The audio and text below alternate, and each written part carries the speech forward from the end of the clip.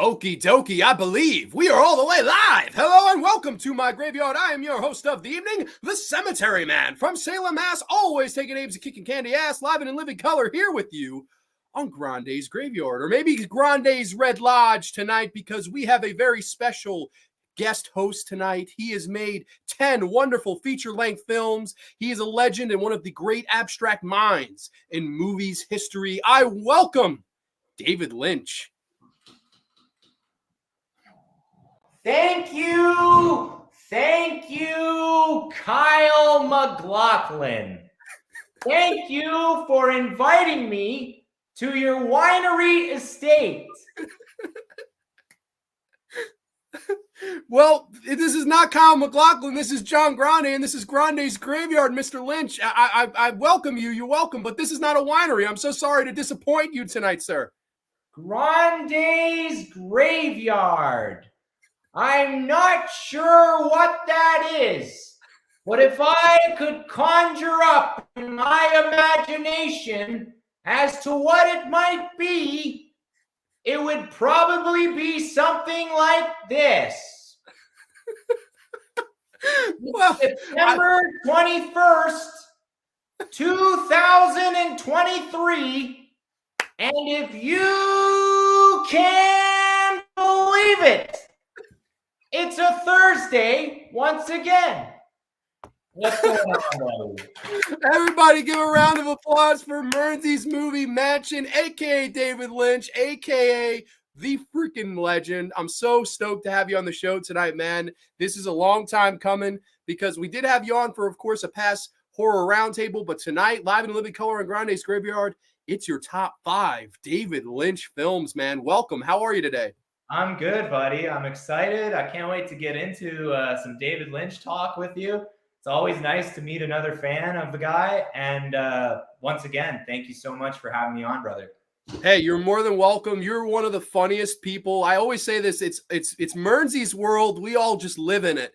And I was like, if there's anybody I have to have on for the David Lynch special here, it's you. And I'm super excited we're going off your list. You've picked 5 wonderful David Lynch movies that we're going to get into, and I'm super excited about that. But of course, we got to check in with the chat. How's the chat doing? AJ's Happy Fun Time channel is here. He just turned another year old. Hey, old man, how long do I got to wait? Well, these old whippersnappers, they're getting too tiresome. 7:05 start. Who do you think you are, TBS? No, we're Grande's Graveyard, and this is not Kyle McLaughlin's winery, baby. Ciao, Grande and Mearnzy. Miss C is in the house. Welcome. Hey, Miss C. And birthday. I am ready for a Thursday night movie smackdown only on the Graveyard. Hell yeah. Texas THC 1965 is here. Hello, gentlemen. Hello, my friend. Mr. James Abernathy is here all the way from the UK. Welcome, my friend. He says swish suit. Thank you so much. We're rocking the suits tonight. Oh, we want to wait a minute. We got to do a coffee cheers, right? We got to do cheers, buddy. Coffee cheers to Mearns. Oh man, only the best. And Grande, may I just add, this is a damn fine cup of coffee. A damn fine cup of coffee. Even though I might just be drinking another beverage. We color coordinate on Grande's Graveyard here. The red, black, and white attack, ladies and gentlemen, only on the Graveyard here. Devious Diva is here. That's a first-time name, I believe. Hi, everyone. Is that one of your friends, Mearnzy? I'm not sure. I don't recognize the name, but hey, welcome, Devious Diva. What's going on? Double D in the house. Jake P. Vids. That was amazing. I think I know who that is. That's Jake Huge Balls right over here. What's up, buddy? Buddy F. Collector. Encore. Missy wants an encore. Do you want to, you can possibly, before we go live, give us a weather report if you're up for it. Devious Diva says, hi. Slasher Fred is in the house. He says, hey guys, what's going on, Fred? Let's see. Mateo is here. Ciao, Dapper Grande and Elegante Mearnzy. Fellow Canadian, long live Lynch. Hell yeah, man. Alpha Romero, last week's guest, is here. What's up, fellas? What's going on, Alpha? Hope all is well with you. We got Sean Blue Digital. Damn, it's Thursday already. What's up, Graveyard Crew? What's up, Sean Blue? We're dapper tonight, ladies and gentlemen. Just like good old Agent Coop. We're looking spiffy as hell. But yeah, no, man, I've been wanting to have you on for a while, and this is the perfect night to do it. So I don't know if you're ready. If you want to do a weather report, it's up to you. I don't want to pressure you, put you on the spot live, but up to you. Maybe let's chit chat a bit, and maybe we'll get a weather report later. Hell yeah. Okay, so before we jump into this top five, I got to ask the simple question. Mearnzy, what was your introduction to David Lynch cinema and or shorts and or television? I don't know what the answer to this is. So what was your introduction to the wonderful world of David Lynch? So I'm very fortunate. I have an older brother that's 8 years older than me. So I was introduced to a lot of really weird stuff at a very young age. And my brother loved the movie Lost Highway. And he had that VHS. And we would drive around in his little Honda hatchback Civic and be listening to that soundtrack, the Lost Highway soundtrack. And so that watching that movie at a young age, I didn't really understand it very much, obviously. And still, being like when it come out, 1997. So I was like 8 years old. I had no idea what David Lynch was about. But then when you get to high school and you start renting your own movies and getting into stuff that's a little more, R-rated and stuff, then you find an appreciation for it. And then you start getting into, your Twin Peaks and your Mulholland Drives and all of that. So I guess it was just kind of a gradual evolution down the David Lynch wormhole. Was introduced young and just kind of piqued my interest, and it's been evolving ever since. And now I'm 34 and I still love the guy, man. He's awesome.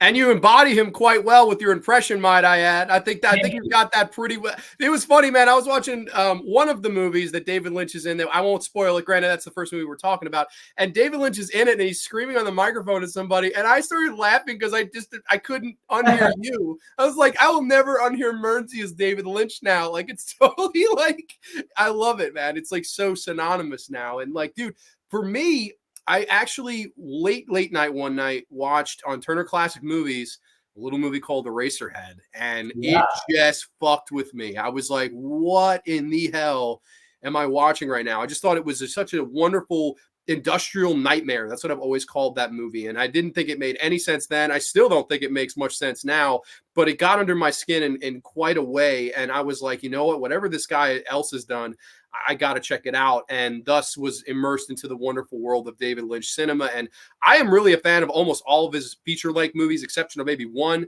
His shorts I've seen, I think they're wonderful. His TV work with Twin Peaks kind of changed the game in the early 1990s with television. I think he's one of the great abstract minds in the history of cinema. And like, he grew up in Montana and was this like wild, erratic, painter. And he wanted to bring his paintings to life. Thus is why in the early 70s, after making a few short films, he wanted to go into the feature-length film world. And the rest is history, as they say, because he now has garnered such a huge cult following and huge legacy when it comes to cinematic, fans and people all around the world just love David Lynch. It's weird, it's abstract, but if you can appreciate the art, I think David Lynch is some of the best cinema you could watch out there. It's just a lot of fun. And tonight, of course, we dive into your top 5 list of Lynch, man. So I'm very excited and happy to have you on and talking all things Lynch. You want to get this kicked off? Yeah. And I love that you just said that, because when he was in high school, he was kind of hanging out with the wrong group of people. And one of his friends was like, hey, you got to come over and you got to see my dad's art workshop.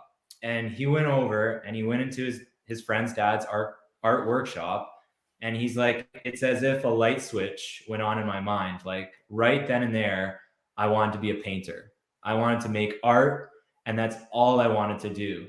And then once he got, to college and stuff like that, well, he got a scholarship, right? It was like he got to make those pictures that he was painting come to life, moving pictures, movies, right? So that's such a cool story. I'm glad you mentioned that. Yeah, it's like a Cinderella story almost. Like it's like came from nothing. Montana. What the hell is in Montana? A bunch of fucking cows are in Montana, let's be honest. Yeah. And then all of a sudden you just get this amazing, abstract mind, this guy that was just so different. And I think a lot of people didn't get Lynch. Over the years, a lot of his films have received mixed to negative reviews just because people didn't either understand them or didn't like the quirkiness or just didn't get it. And I think there's a lot of people to this day that will tell you they just simply don't get it. And I don't know. To me, it's like all these movies, some of these movies that we're even talking about tonight, I don't fully get. I wouldn't say I fully can, I know the interpretation, I'll analysis. None of that. No, like, I just enjoy the ride. I enjoy the fucking ride. I think that's the whole point of David Lynch, man. he's an acquired taste. If I could put it in AJ Zetro terms, he's like a bottle of Malort from Chicago, just a very bitter tasting liqueur. And only people that like really enjoy it can appreciate what it's all about. You know, if you're looking for a linear narrative, you've come to the wrong place. But if you can just sit back and enjoy it for what it is, you're gonna love his movies. Yeah, you really have to open up your mind, because that's what David Lynch did. He opened up his mind and just let it all out, for better or for worse for some people. But I think it's just such a unique, like, I almost wish the guy had done more. Like, there's only 10 feature length films David Lynch has done. And I wish there was more. I wish there was 20. I wish there was more David Lynch that we could discuss. But what he's left us with, man, is quite the filmography. And I'm super excited to get into it. Alpha says Lost Highway is a great soundtrack. Absolutely agree. As they say in Eraserhead, in heaven, everything is fine. Okay. The creepy lady with the giant cheeks in the radiator. So fucking great, man. Let's see. What's up, Alpha? People saying hello to everybody. Hello, everyone. Aiden Baver's in the house. He's a big David Lynch fan. Jake says Eraserhead was my introduction too. Very cool. People saying hi. Blue Velvet was my introduction and still probably my favorite Lynch film. Let's see. The theme song to Twin Peaks was a very catchy song, of course. And that intro, the birds and welcome to Twin Peaks. I mean, iconic. I know that Lynch, it's very into meditation, Buddhism, and Zen. Do you guys think it transpire in his movies? What do you think, Mearns? Absolutely, man. Yeah. Yeah, his movies are literally paintings. I wanted to say this, like David Lynch films, it's as if, let's say you and me, Grande, went to an art gallery and there was 11 paintings and we each looked at those paintings. I would walk away with something completely different and you would walk away with something completely different. You know, we all see something different when we watch a David Lynch film. So that's what I love about his work. You're not going to get the same answer from anyone because it's all going to hit you a different way, right? We're all different. Exactly. I agree. And that's why I love cinema in generally, but David Lynch movies are that times like 100. It's just so much you know, so many of his films have hit me in so many different ways and I have so many different feelings on them. Like, I don't know if my interpretation is going to be the same as the next guy's, but that's the beauty of it. And we could sit here and talk about, oh, you saw that? Oh, did you? Oh my God. Like, it's a great conversation starter. And we'll definitely get into that tonight. First time I saw Eraserhead, it was with a double feature of Night of the Living Dead. Hell yeah, man. 2 midnight movies, black and white. Yeah. Can't remember exactly what Lynch movie I saw first. I really think Elephant Man stands out the most for me. Gotta love Elephant Man. William Hurt's great. Got an older brother too, though I'm more into sci-fi than he is. I experienced many great and varied movies thanks to him. Dune was mine of the big ones for sure. Okay, so there you go. James Abernathy loves Dune. I love all David Lynch's films. Awesome. Elephant Man was one of the 3 non-comedic serious movies Mel Brooks had produced. That's right. The Mahort. Yeah, there you go, Jake. It's a shame that Lynch couldn't make his Dune that he really wanted to. Still fun for what it is. I actually enjoy the newer Dune over his movie, but they're both good in their own way. I don't mind Lynch's Dune. I know he hates it. Twin Peaks was my intro to David Lynch, my favorite TV show ever. Hell yeah, man. Gotta love Twin Peaks. It's so good. But should we dive into our top 5? Are you ready? Yeah, I mean, what better intro than, it's like Aiden knew and set us up, man. Coming in Here we go, guys. It's Mearnzy Movie Mansions. David Lynch film. Number 5. Number 5, baby. Number 5. It's from 1992. And this is Twin Peaks. Fire Walk with Me. Brief plot synopsis. Laura Palmer's harrowing final days are chronicled 1 year after the murder of Teresa Banks, a resident of Twin Peaks' neighboring town. Yes, Fire Walk with Me. Now, I am so happy because this was the only David Lynch film to date that I had not seen. And thanks to you, I've seen it now. And it is one of my favorites now. Like, I absolutely blown away by this movie. But tell me, man, what was your experience with this first time viewing when you saw it? And what did you think in it as a companion piece to the show? Well, as you know, like, I love Twin Peaks. For those of you in the chat that don't know what Twin Peaks is about, it's about a small little town where kind of one of those towns where everyone knows each other, and the body of a young girl is found, and her name is Laura Palmer. And the whole show centers around the mystery of who killed Laura Palmer. And FBI Special Agent Dale Cooper gets sent to the small town of Twin Peaks to investigate. And basically, a fragment of a nutshell, that's what Twin Peaks is about. Quite the nutshell, yo. Well, I love Twin Peaks Fire Walk with Me because this movie is about Laura Palmer, the girl that died. This is about her last 7 days before she dies. And it's all from her perspective and what she was going through and the relationships she was in and the shit she was doing. So this is a really almost kind of a special little 2-hour extra episode if you really enjoy the show. And I think it is an amazing body of work by David Lynch. I think it's an incredible movie. The score by Angelo Badalamenti, once again, unreal. And I mean, you know who's in this movie? David Bowie. Do you like David Bowie, Grande? I love David Bowie. Kiefer Sutherland's also in there. This movie has quite the cast, man. And I was absolutely blown away by this. Now, a lot of people over the years told me it's not that good. It's a horrible companion piece to the show. Yeah. I fucking disagree. Like, I beg to differ. I thought this was great. I thought this was one of the better prequel anything I've ever seen, because this is really, I saw it as the closest thing David Lynch ever did to a horror movie. And being a diehard horror movie fan that I am, I really enjoyed all the horror portrayed in this movie, because this is really your classic tale of a woman living a double life. And of course, Cheryl Lee plays Laura Palmer, and she is on the exterior, popular homecoming queen, beautiful blonde and sparkly cheeks and all that. But on the inside, she has a much darker self, a much darker side.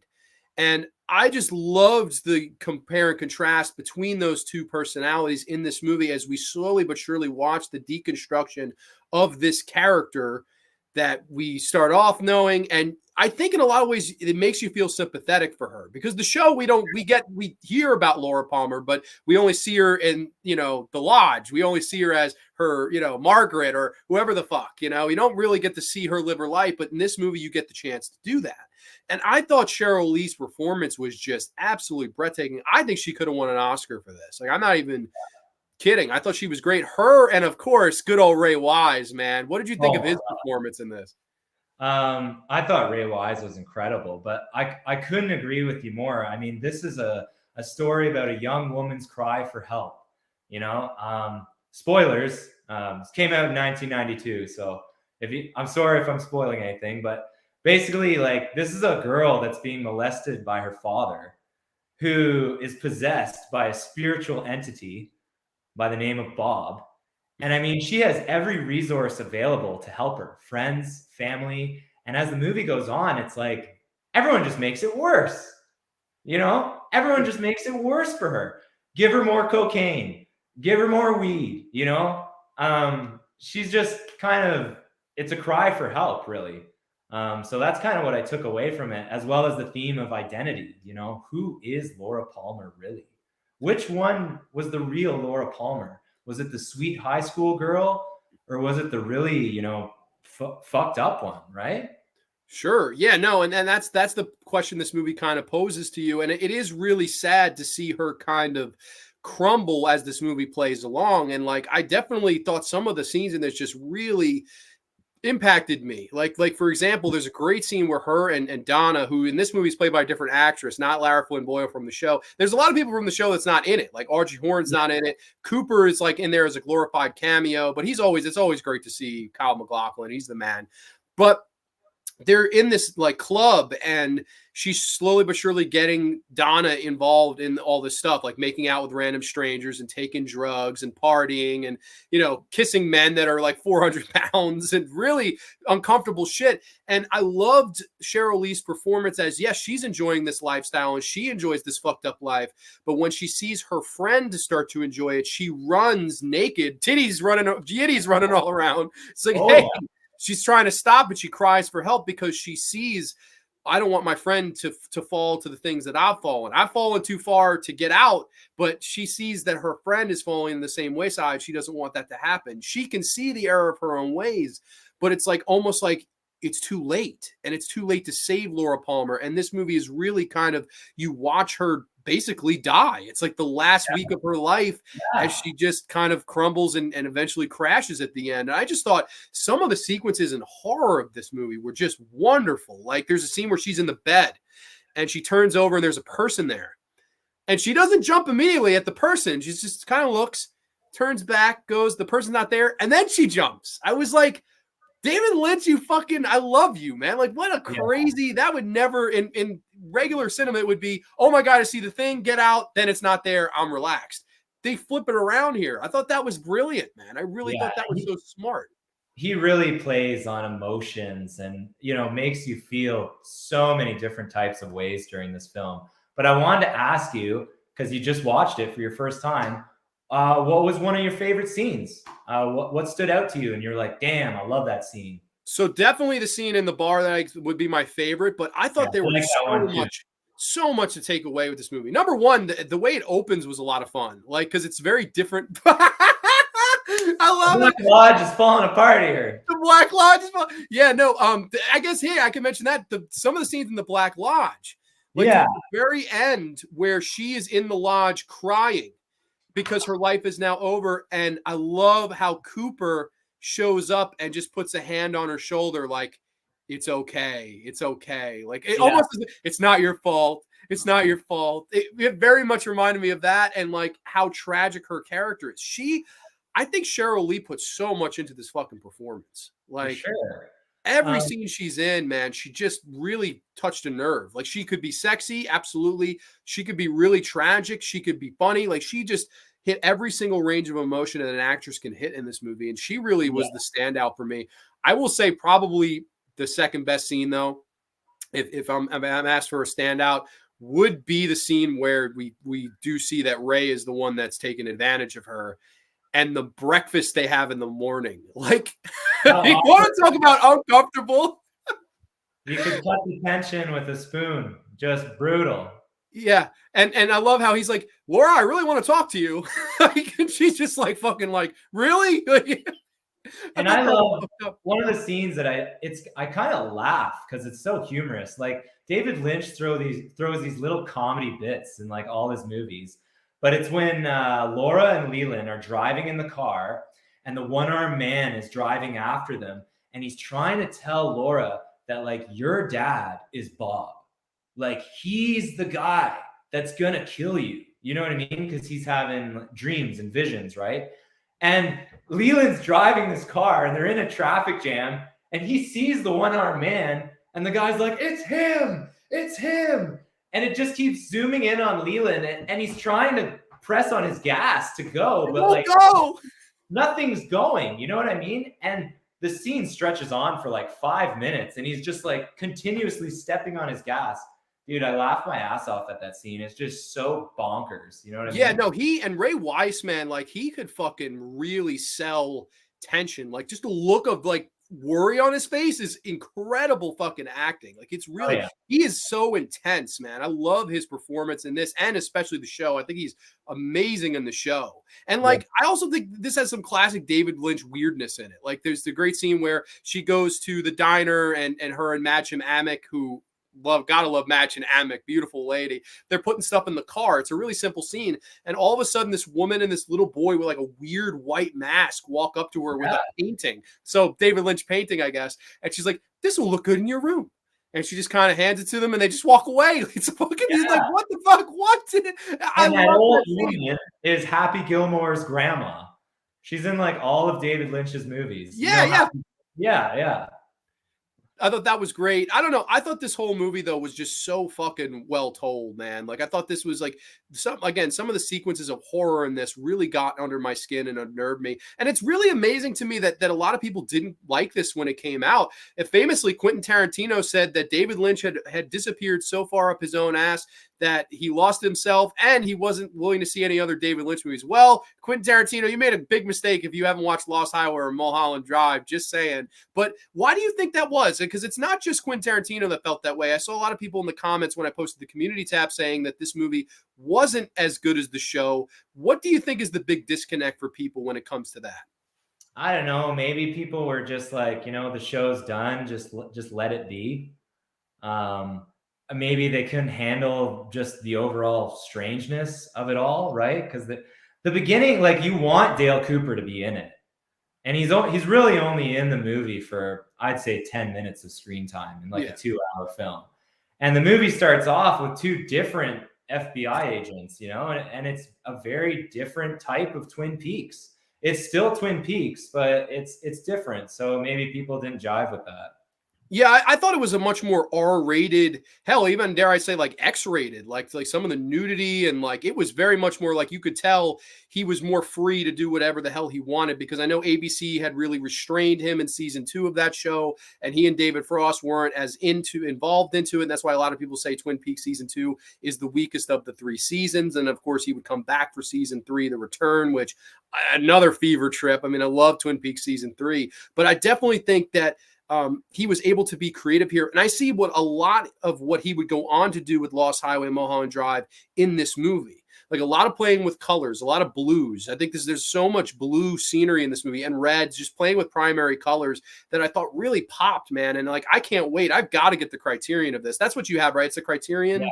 Yeah, grab it. It's really good. There's a ton of great bonus features.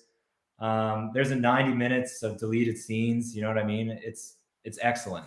Yeah, no, I know there's an hour and a half like special edition called The Missing Pieces, which is like an hour and a half of extra footage they shot in this movie. So the real running length was like 3.5 hours, and they cut it down to like 2:15, which I've got to see that now. Like, I can't wait. I want to see the 3.5 hour cut, like, because I enjoyed this so immensely from top to bottom. I just thought it was so unique as compared to any other David Lynch film. Like, I see a lot of the filmmaker that would go on to do A Lost Highway and a Mulholland Drive, and I see the guy that did Twin Peaks, and I think this is almost like the perfect happy medium in the middle, where you see that David Lynch style, that David Lynch weirdness, but that Twin Peaks mainstream story. And Cheryl Lee I thought was the breakout star of this movie, arguably my favorite performance in any Lynch film, and that's really saying something, because this is Naomi Watts in Mulholland Drive is absolutely fantastic, and Kyle MacLachlan in Blue Velvet. I mean, so many great, wonderful performances across all his movies, but this one I thought really stood out. And I know I read that she actually had some really bad issues mentally after this thing wrapped. Like, she took, I don't know if she took time off from acting, but she said she literally saw a psychiatrist after doing this movie. I can see why. Yeah, I could too, because she just plays every emotion. You know what I mean? If there's an emotion, she plays it. Yeah, no, I was blown away by her, man. And like, I actually want to see more stuff that she was in now. Like, I made a little playlist of like Cheryl Lee movies I want to watch now just because of this movie. I was just like blown away by her performance. I thought it was wonderful. And like you said, Angelo Badalamenti, his music in this, man, that's some of the best fucking music you've ever heard. Yeah. Man. Classic. His work with Lynch, like, just especially his work with Lynch, is just outstanding. Like, top notch of his career for sure. It is, man. It really is. Music, for horror fans, Dream Warriors. Like, he did music for Dream Warriors, right? Yeah, no, exactly. That's exactly what happened. But and I just think, like, overall, this movie was just such a fever dream. Like, I enjoyed every minute of this. And I'm very happy that I finally, because for years I kind of listened to the people saying don't watch it. And I was like, all right, like, I wanted to actually tell you this, because there's a little bit of an Easter egg, because you've seen the revival, right? Yes. So like that scene with David Bowie, you're having a freaky dream, Grande. You're having a freaky dream. That scene with David Bowie, he's already been in it. Like, he's tainted. He's seen the Black Lodge. He's coming out of it just as Dale Cooper is about to go into it. You know what I mean? So I thought you're right. That was so cool. Like, if you haven't seen the revival, like, I guess this doesn't really spoil much, but when you see David Bowie in Twin Peaks Fire Walk with Me, he's all fucked up and he's in a suit and he's just like, I don't know what's going on. And like, he's having visions of Bob and the Black Lodge. And Dale Cooper's his partner, and was like, man, what's going on? Like, my partner's really losing it. But he has no idea that he's coming out of the wormhole and Dale Cooper is about to go into it. Exactly. That's a good point. That's a cool Easter egg. You know what I mean? That is really cool. I honestly didn't even think of that, but that's absolutely fantastic. You're so right. And that's the whole wormhole that Kyle MacLachlan falls into becomes Twin Peaks the show. And it just really struck a nerve in the 90s, man. Really, really good choice for number 5. It's probably in my top 2. Like, I've loved it that much. I cannot wait I'm buying the fucking special edition from fucking Good. Criterion. I'm glad you enjoyed it, because I was wondering if you were gonna be like, I can't believe he put this ahead of Eraserhead, or you know what I mean. But you see why. You see. No, I do see why. I am just baffled by the like overwhelming mixed reviews. Like I can't believe this is not like, because Mulholland Drive gets loved, The Lost Highway, Blue Velvet, they all get their love, man. Eraserhead, Elephant Man. I've never heard people say, well, maybe Eraserhead, but the rest of those movies I mentioned, people generally like them. This particular movie, though, it seems like a lot of people fucking hate it, and I don't really. After watching it, I'm like, dude, I don't know what they're smoking, man. Pass me some of that shit you're smoking, because I don't see it at all. The actress who played Laura Palmer later played her lookalike cousin. That's right. Yep. And she's great. Sheryl Lee's great. Twin Peaks and Breaking Bad for me are neck and neck for the best TV drama series of all time. Personal opinion, as always. Well, Mateo, those are two awesome picks right there, man. Great choices, Mateo. Yeah. Although I didn't watch enough of Twin Peaks at the time, I have since watched a long-form breakdown of it, very deep and strange in an engaging way. Yeah, no, that show really changed television, man. Like, I didn't watch Twin Peaks till I was maybe in college, and my college years was like 2016, 2017, around there. So the fucking revival was coming around. So I was like, let me try to catch up and watch the revival. So that was around that time, but I really liked the show too. Rob Zombie was definitely inspired by Fire Walk With Me when he made Halloween 2. Really? I don't know. I don't know maybe the end scene when he sees his mom and it's all weird, right? Oh shit, man. That next time I see that, I'm gonna be thinking of that. I am the Ice Lord is here. Good evening, Grande. Good evening, everyone in the chat. Welcome, Wesley. Hope all is well with you, man. David Bowie helping Dale Cooper is definitely not the weirdest thing to happen in Twin Peaks. Well, yeah, the weirdest things to happen in Twin Peaks, we would be sitting here for a while. Two of the most popular characters on Twin Peaks was the long lady and the woman with one eye. Oh, I mean, there's a lot of people that are not in this that are on the show. Like Big Ed's not on it. Peggy Lipton's in it for like a scene. Let me pull out my log here and just give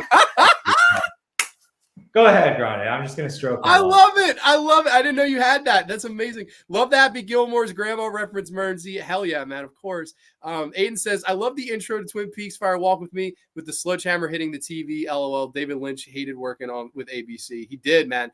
Let's see. John Prentice says, Grande's rocking the Paul Bearer fit. Oh, yes, my Undertaker. I'm not as fucking fat as Paul Bearer, though. I'm a lot better shape than that motherfucker. Fire Walk With Me would definitely be in my top Lynch films. Sometimes it's my favorite from his awesome filmography. I would say it's number 2. Like, it from one viewing went from fucking never seen it to my number 2. Inland Empire is my favorite movie of all time. This has to be a troll. I know it's yours, Grande. That is not me. That has to be a troll. I don't know.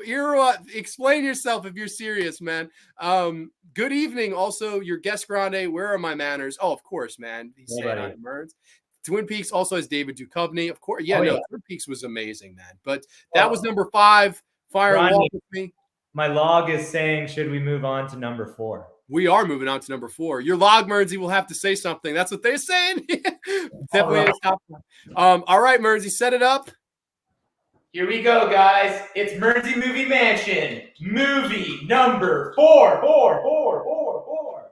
And that is no other than 1990s Fire Walk With Wild at Heart, baby. Oh my God. 1990s Wild at Heart. Hell yeah, buddy. So, okay, brief plot synopsis. Young lovers, Sailor and Lula, run from the variety of weirdos that Lula's mom has hired to kill Sailor. Now, this movie, I just absolutely love it. And I've got to throw a weird quote in there just with the title in it. This whole world's wild at heart and weird on top, Mearnzy Movie Mansion. Let's talk about it, man. I know you're a big Nick Cage fan. Tell me, what was your first thoughts when you saw this movie? I got to hear that story. For sure, man. And I just would like to say I'm so envious of you because I know that you've seen this on the big screen. And I would honestly get my left nut cut off with a spoon to see it. You know what I mean? So the first time I saw Wild at Heart, well, believe it or not, it was maybe in like 2019. So like I'm pretty new to it. I didn't even know Nick Cage did a film with David Lynch, to be perfectly honest. So watching it for the first time was like, this is amazing. You know what I mean? I loved it. And I'll tell you my favorite part in Wild at Heart. It's the club scene, and I'm sure you know it very well. Yep. But like basically Nicolas Cage is Elvis in this movie. Like he reenacts Elvis and he's just like, this here is a snakeskin jacket. And this here jacket is a symbol of my individuality and my belief in personal freedom. And then there's a scene, right? They're in the club and it's very like, the soundtrack is like thrash metal. Like, you know what I mean? It's like, and it just stops. And he kind of grabs the mic after getting in a little kerfuffle with the guy. And he's just like, I'd like to sing this song for my lover. Treat me like a fool, treat me mean and cruel, and love me, tear my heart apart. That part, dude, is cinema. Like, I love that fucking scene. And if I'm drinking with my friends and we're all like watching YouTube clips, I always put that fucking scene on. It is so good. It really is. That was quite something. That was amazing impression, man. I think we Thank you, brother. That was amazing. I don't even know how to follow that right now, but like I fucking didn't know that they had ever collabed either. And I was like, Nick Cage and David Lynch, like that. Like David Lynch always had the regulars, Justin Theroux, Kyle MacLachlan, Laura Dern. These are people he worked with more than once. And of course, who the fuck, Jack Nance from Eraserhead. He was in like all of his movies. There was a lot of David Lynch regulars, but this one, oh my God, like what a collaboration that I never knew I wanted. But once I got it, what a absolute thrill ride that this movie is. And it's like, this movie is one of his most interesting via tone because it's all over the fucking place when it's tonal. It really is. It opens up very like, it's like, okay, we're walking out of this building and then all of a sudden there's just a brutal murder like, and it's really fucking violent. Yeah. And I was like, wow, like, I didn't expect the movie to open like this, but like Nick Cage and Laura Dern, I got to say, man, they had wonderful chemistry with one another and they're very over the top, but in a very fun way. Yeah. Like they're very. Laura Dern is absolutely stunning in this movie, but the standout, Willem Dafoe as his creepiest role yet as Bobby Peru. Oh my God, fucking nightmare fuel with his like gums and shit. Yeah. And like, yeah, fuck me. Yeah. You're like, oh my God. Like, you don't want your parents walking in during that Willem Dafoe scene. You know what I mean? No, definitely not. And like even the scene where come on down and watch this movie. Hey, we want to see Willem Dafoe take the longest piss in cinematic history. Let's sit on down, you know, grab some popcorn and soda pop. So nasty. Like he's such a nasty character. You know what I mean? But he plays it so well. Yeah, I like this is one of his movies though. It's like it's so all over the place, but I think in the best way. Like it has the love story there at its core with Laura Dern and Nick Cage. And again, I thought they clicked so well. They were so believable with one another. But then again, it has some really funny scenes like the scene with Crispin Glover and they called him Jingle Dale. And like that is one of the funniest scenes in movie history, man, as Crispin Glover is like screaming at the top of his lungs. Like you could easily make the point where that doesn't have to be in there. Like it's totally like it is so entertaining though. Like it is so fucking funny. And like only Crispin Glover could have played that fucking weirdo, Jingle Dale. I thought that was wonderful. You also have that great scene where they come across the unlucky two-way car crash and they go on the scene. All of a sudden the movie becomes serious. Like it's just so it's like it's funny, it's romantic, it's crazy, we're dancing, we're kissing, we're making out, we're fucking. Then we're in this out of nowhere in this car crash. And I loved that scene. That was the best scene in the movie for me as they stumble upon Sherilyn Fenn, who would go on to play Audrey Horne. Audrey from Twin Peaks shows up, right? Who is beautiful. I mean, just a beautiful lady. And of course, David Lynch always said she looked like a porcelain doll. So in fact, he casted her and she has this big gash on her head and she's kind of all in a daze from the car accident. And he was almost trying to portray those porcelain dolls or those dolls that like you can pop off and then it's another doll on the side and pop off. And that's what he portrayed her as a human in this movie. I was like, wow, like what a wonderful scene. And man, I love the sense of humor here. Like Harry Dean Stanton playing this cuck, basically, that's fucking trying to please Lula's mother. And little does he know that they're going after kill his ass too. But I love you, baby. I'll do anything for you. You know, like I just love this movie. I thought this movie had such a wonderful, no pun intended, heart to it, a wild heart to it. Wild heart. But yeah, no, I adore this thing, man. What are some of your standout scenes in this? The cool thing about this movie is there are so many Wizard of Oz references throughout the movie. There's a scene after that "fuck me, Bobby Peru" scene where it just cuts to Laura Dern in her red high heels, and she's putting them together, you know, like Dorothy in the Wizard of Oz, like "I want to go home." And Twin Peaks, Cheryl Lee, she shows up at the end as like a fairy in the sky, and it's like she's Glinda the Good Witch, you know, telling Nick Cage to go back to Lula. And there's so many Wizard of Oz references. Jack Nance shows up and he just has one line and he goes, "My dog barks some. You may even think my dog is Toto." And it's like, okay, there's another Wizard of Oz reference, right? But they just keep going. They keep going. If you pick them out, there's like at least 10. Lula's mom is basically a metaphor for the Wicked Witch of the East. You know, at the end, she's melting, right?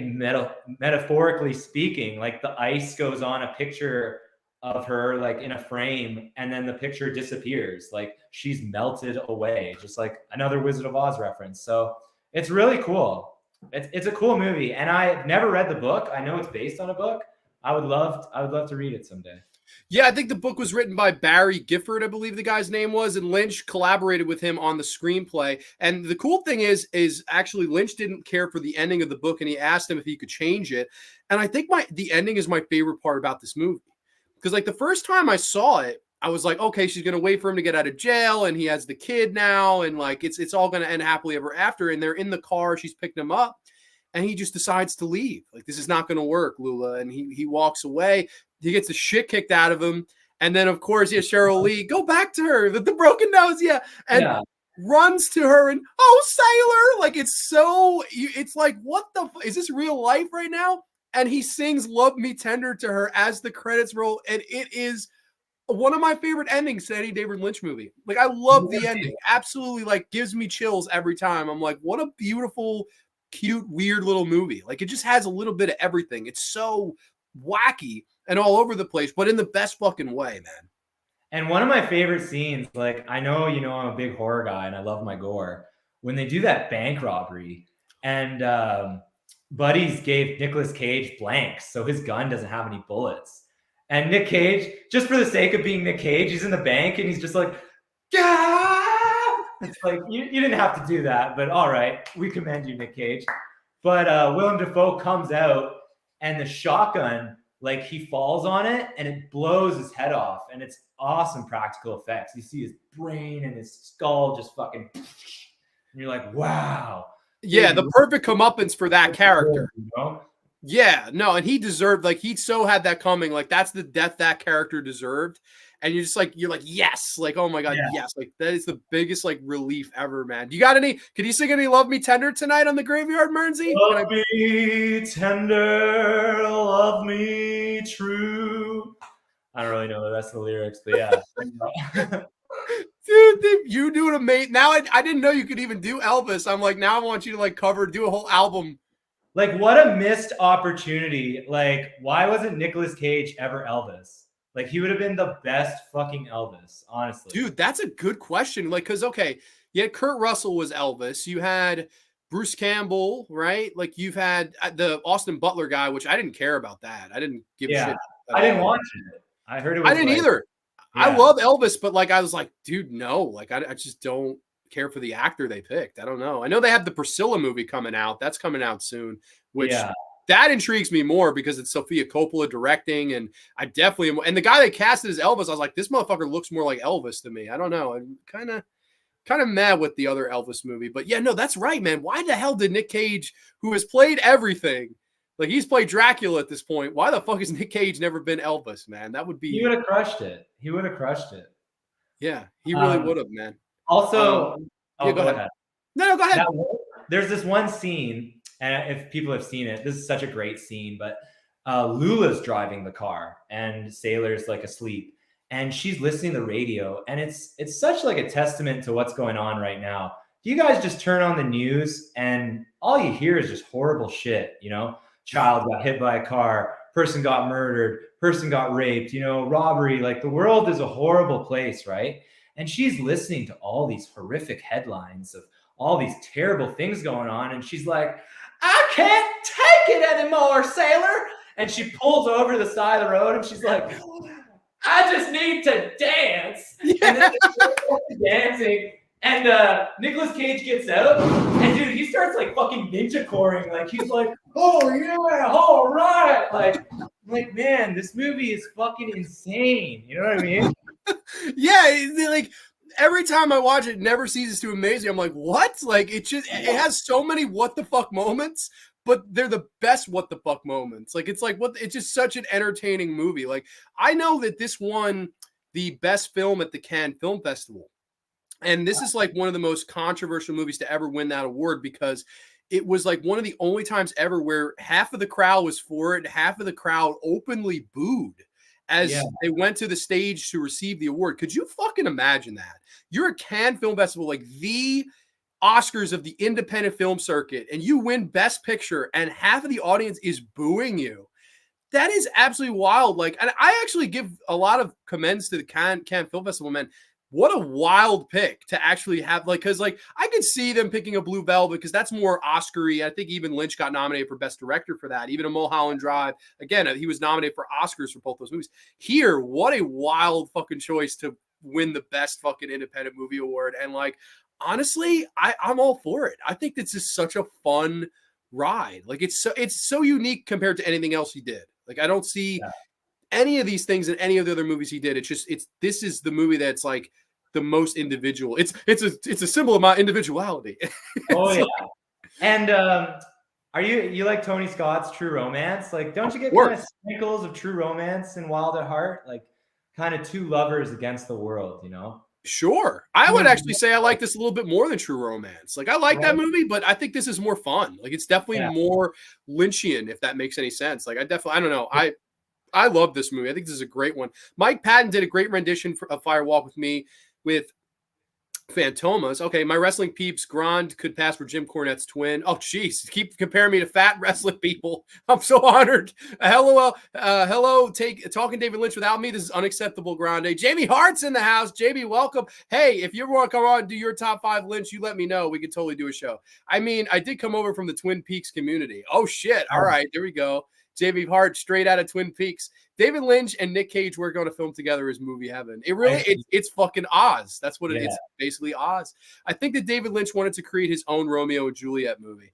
Ooh, that's an interesting way to look at it. Yeah, it's the most Romeo and Juliet crazy that story would ever got. David Lynch for president. Gizmo's in the house. Welcome, Gizmo. Hope all is well with you. Wild at Heart, he read the book and liked it. Asked the author if he could make it a movie version. Yeah, and what an awesome fucking movie he made. Wild at Heart introduced the world to the wonderful Chris Isaak song Wicked Game. Oh hell yeah, man. Little Chris Isaak in the house. Nick Cage and Laura Dern were dating at the time. I didn't know that. Did you know that?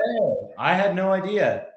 I didn't know that, but that makes sense now because they had such amazing chemistry. Like I was like, dude, that fucking unbelievable. And Laura Dern's a great actress, and she's had great chemistry with a lot of different actors. But I thought this was special. Like I really thought her and Nick Cage clicked. Crispin Glover, was he a dead fuck? The computer don't lie, Jimbo. Let's see. Fun fact: Mulholland Drive begins as a Twin Peaks spinoff with Audrey Horne. Yes, that's right. That was the initial plan, and they didn't do it. And of course, other than Cheryl and Fenn, they ended up getting Naomi Watts for that part, which is definitely interesting. Hello, buddy. By the way, got 932 subs on my channel. Welcome, man. Anthony Chobo, road to 1K. You're almost there, man. David Lynch's Wizard of Oz is perfect description for Wild at Heart. Completely agree. Lynch puts Wizard of Oz references in everything. Let's see. Evening all. Chris C. the Slasher dude's in the house. Laura Dern saw firsthand that between Nick Cage's acting and CGI dinosaurs acting, there is not much of a difference. Oh my gosh. Well, you got to love Jurassic Park too, which was right around this time. Love Lynch, Blue Velvet, my number 1. Well, you may just want to stay tuned, Chris C. LOL, Mateo, Laura Dern saw a lot more of Nick Cage than that, if you know what I mean. Oh shit. Nice. Wicked Witch of the West, the Wicked Witch of the East was her sister who gets crushed when Dorothy's around. Okay, the Wizard of Oz references, I don't even know. Gary Busey played Buddy Holly. Jake says he wants you to sing School of Rock. What song in that? So, like, there's this little inside joke. Like, I don't get lyrics to write to anything, but that really doesn't stop me from singing them. So fucking the other night, Jake's watching School of Rock, and I'm like, oh yeah, I love that film. Well, if you want to be the teacher so soon, maybe you should get back in school. Lock up your daughter, lock up your wife, and just take me to school all the time. All right. Anyway, those are the lyrics in my head. I love it. I think that's interesting take on the lyrics. God damn it, Sailor. You get some music on that radio this minute. Oh my God, she's great. I saw Wild at Heart in the theater. I actually just saw it in the theater too on 35, like Mearnzy was saying, man. It was so much fun. Yo, what up, Texas? Saw Blue Velvet in the theater. I've been a Lynch fan since I was 8. I was a weird kid. Holy shit, you saw Blue Velvet in the theater at 8 years old. That's fucking awesome. The fact that Wild at Heart and Southland Tales were at Cannes Film Festival at one point just blows my mind. Well, fucking Wild at Heart won. That's insane. Blue Velvet and Mulholland Drive are neck and neck, both masterpieces. Mulholland Drive is my favorite. I was thinking Paul Heyman, JK, fat wrestling people. Well, that's how people. It was like, hey, Jim Cornette, hey, Paul Bearer. I feel like all of the David Lynch's films take place in the same universe. Oh, man. I mean, yeah, kind of. They're definitely all in that Lynchian world. I don't know if it's a View Askew universe, but it's definitely something else. But yeah, no. So anything else you want to mention on Wild at Heart, or do you want to move to number 3? Let's jump into number 3, my friend. Let's do it. Okay. Coming in at number 3 from the year 1986. This is David Lynch's one of his magnum opuses. A lot of people really love this movie. This is Blue Velvet. Yes, Blue Velvet. The discovery of a severed human ear found in a field leads a young man on an investigation related to a beautiful, mysterious nightclub singer and a group of psychopathic criminals who have kidnapped her child. Blue Velvet, Mearnzy. Tell me more, buddy. Tell me more. What do you think of Blue Velvet, man? Blue Velvet's amazing. It's amazing. Like, if I were to recommend a David Lynch film to anyone that had never seen a David Lynch film, I would say watch Blue Velvet, because it has the most linear narrative. You know, you can really follow a real story. There are lots of little, Lynch moments, but overall, like, it's a story from A to B, right? Yeah, that's a really good way of putting it, because I could see somebody getting lost watching Mulholland Drive, or lost watching. If you haven't seen Twin Peaks, I don't think you could watch Fire Walk with Me and get it. I actually don't. Without seeing the show, I don't think you could even watch that movie and understand it. But this movie, you're right, it definitely is his more linear movie, and it's the most non-abstract of probably all of his movies. Maybe this or Wild at Heart. They're definitely, more linear, but I think in the best way, man. And like you were telling me over voice messages, and I don't want to steal this line for you, but what you felt this movie was about for Kyle MacLachlan's character, I thought you hit the nail on the head when you said that. Yeah, so there's a lot of themes in this movie, the exploration of youth and adolescence and sexuality, but really what I get from this movie the most is the loss of innocence. You know what I mean? We start off with Kyle MacLachlan, who's this really, innocent kid who discovers a severed ear, and he wants to be one of the Hardy Boys and, go solve a mystery. And what he ends up doing is just descending into this dark hole and becoming a complete different person than he started off to be. For instance, Kyle MacLachlan, all right? Let me just point out what he does in this movie, because I wrote it all down, and I'm like, this guy's crazy. Like, he breaks into a stranger's apartment. He steals her keys. He watches her undress from a closet. He uses her bathroom to take a piss. Not the bathroom. This guy's having the summer of his life. You know what I mean? Oh my God, I love it. He hasn't even begun, and he's done all these things, right? Yeah. Yeah, no, I think you're so right with that. And I never saw it like that. And that's why I'm really happy that you had mentioned, the loss of innocence. That's totally what they're going for here, in my opinion now. Like, I never saw it like that. I was like, this is just a ordinary guy in an extraordinary situation. That's how I always saw the movie. But you're right. He loses a little bit of himself, because in a similar way to Fire Walk with Me and Laura Palmer living the double life, here's somebody that is introduced to us as straight and normal as can be. He's taking a stroll. His dad has just gotten a heart attack, near fatal, but he's okay. He's recovering in the hospital bed. He's taking a walk and he finds an ear. And then every single thing just snowballs from there as he kind of sticks his nose a little bit deeper than it should be. He has this beautiful girlfriend in Laura Dern that he has this wonderful, nice, sweet chemistry with. And it's a very boy meet girl type of story there. However, by nighttime, when he breaks into Isabella Rossellini's apartment, who was married or dating David Lynch around this time, and I think they got married, I'm not sure, but I know they were together for a long time. This night singer who sings Blue Velvet on the stage, and of course all the Roy Orbison songs that are in this movie, he has this very opposite relationship with her. It's a very sadomasochistic relationship, a very dark and disturbing and deeply fucking visually disturbing. I just thought, wow, what an interesting parallel, because on one hand you have Mrs. Right, on the other hand you have Mrs. Wrong, but it's almost like he's playing both sides and in the meantime trying to solve this mystery. And there's just so many great things. The man in yellow, the nicely dressed man, the fucking Dennis Hopper character who is just electric in this movie. And I know you got a Dennis Hopper impression in you tonight, because that character is absolutely so much fun, man. What did you think of Dennis Hopper in this movie? Let's get into it, man. Frank Booth. Wow. What a fucking awesome character. You know what I mean? Like, terrible guy. Such a vile human being. But holy shit, is Dennis Hopper so entertaining in this movie, you know? Just baby wants to fuck. Like, it's heavy, man. I was watching it the other night, and that scene where he's interrogating Kyle MacLachlan and he puts lipstick on, and then he's putting lipstick on he's like, I want to write you a love letter, man. Straight from my heart. You know what a love letter is, fucker? It's a bullet from a fucking gun.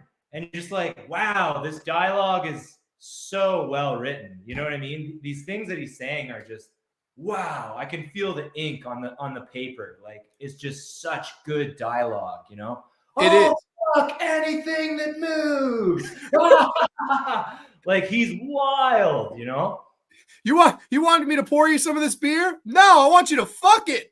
And he's like fucking, you know, taking advantage of Isabella Rossellini and hitting her. And he's like, don't fucking look at me, and slapping the shit out of her. Like, I'm like, oh my god, like, this is like, what are you drinking? I'll have a Heineken. Heineken? Fuck that shit. Pabst Blue Ribbon.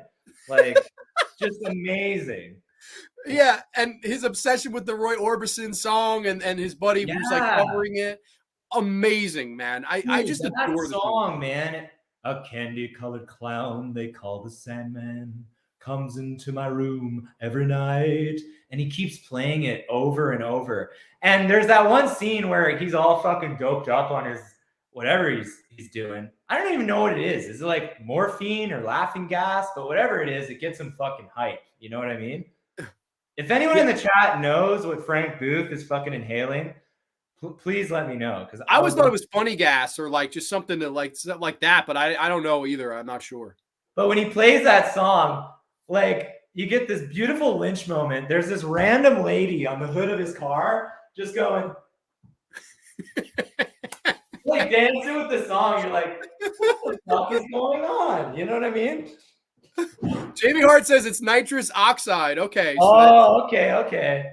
Nitrous oxide. Okay, I didn't know that. I thought it was just like laughing gas too. So I never knew that either. So, and I've seen, I don't know how many times I've seen this movie, but I've seen it a lot.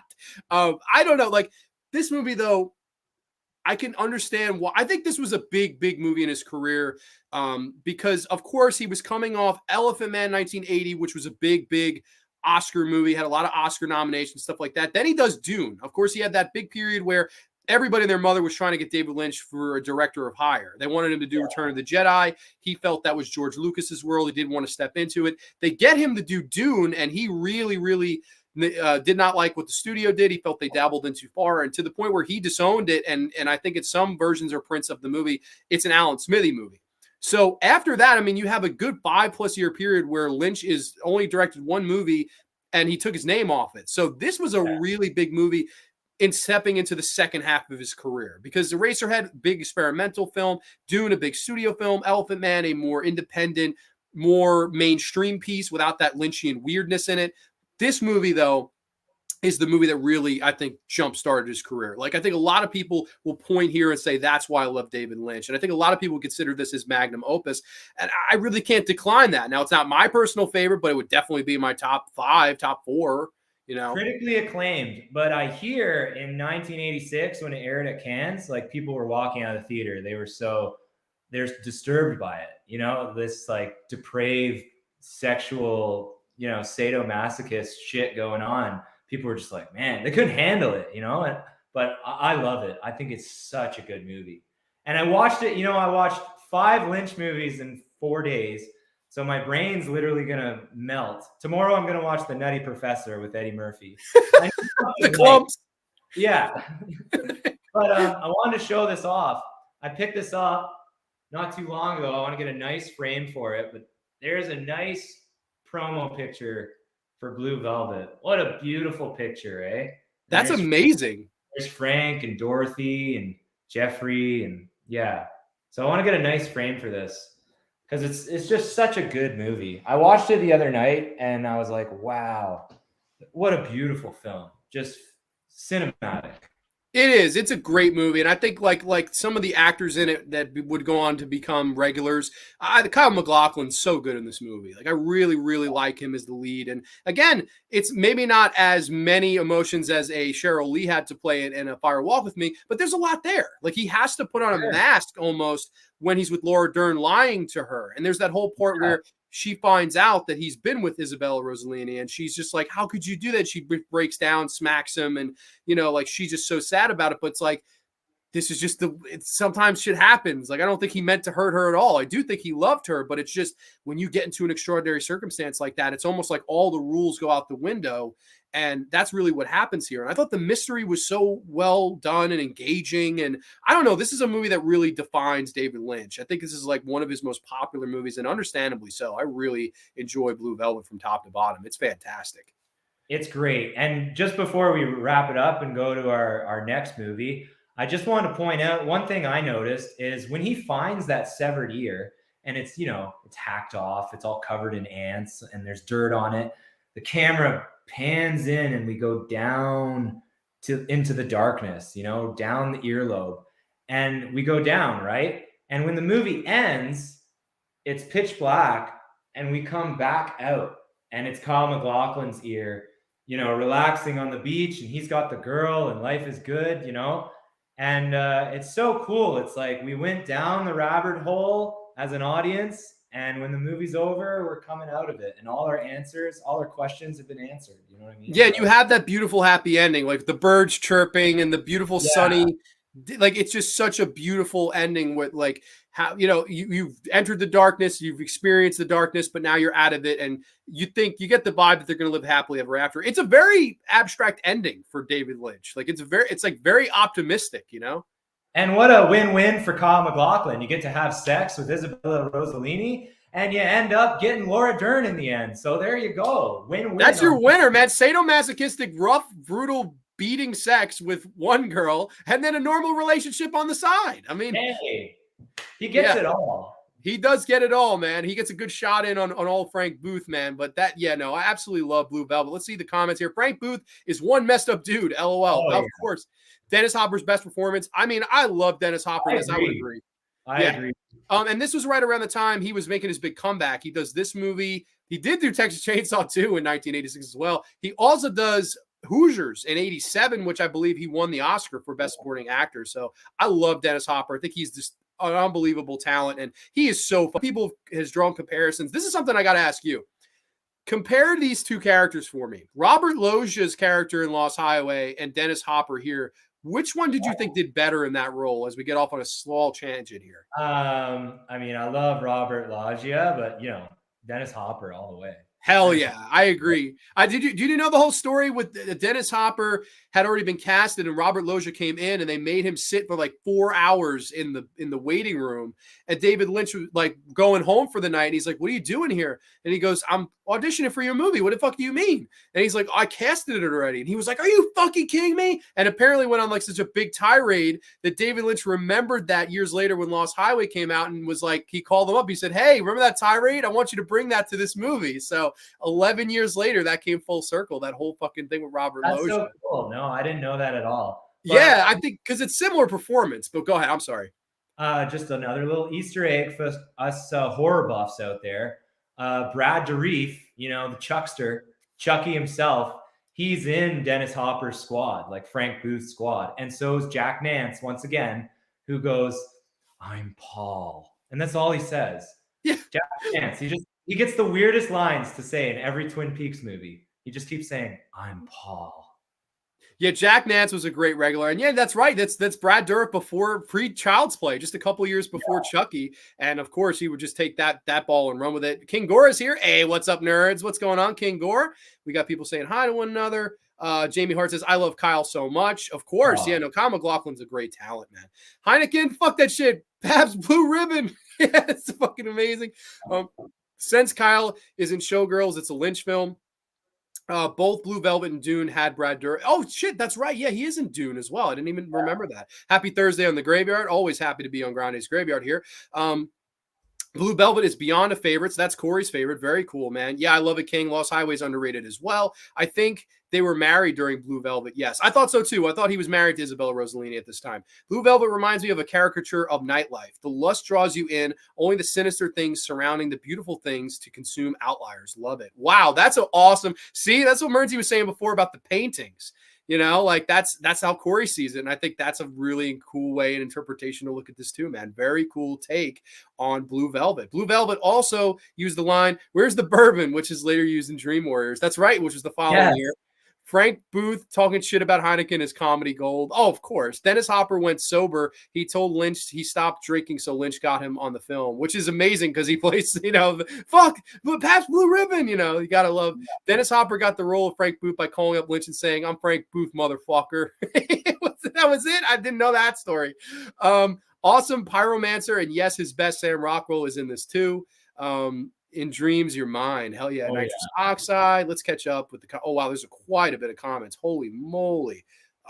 Let's go to Mateo. Angelo Badalamenti. You got to say that like Badalamenti. Twin Peaks music composer is the pianist in Blue Velvet. Isabella is so sexy in the movie. Oh, man. She's here with, if you had to pick, Dern or Rossellini, who would you want to go out on a date with? If you were a single man, of course. Me personally, Laura Dern is just, she's so pure, she's so innocent. I'd probably go with Laura Dern. But I mean, Isabella Rossellini is like pretty wild, but just my own aspect, I'm a simpleton. I would go for Laura Dern, right? Maybe it depends on which side of Mearnzy. What about you, buddy? Oh, I'm going out with Isabella Rossellini, bro. Attaboy. We're having some sadomasochistic fucking Hellraiser night type of deal, man. Are you a bad boy?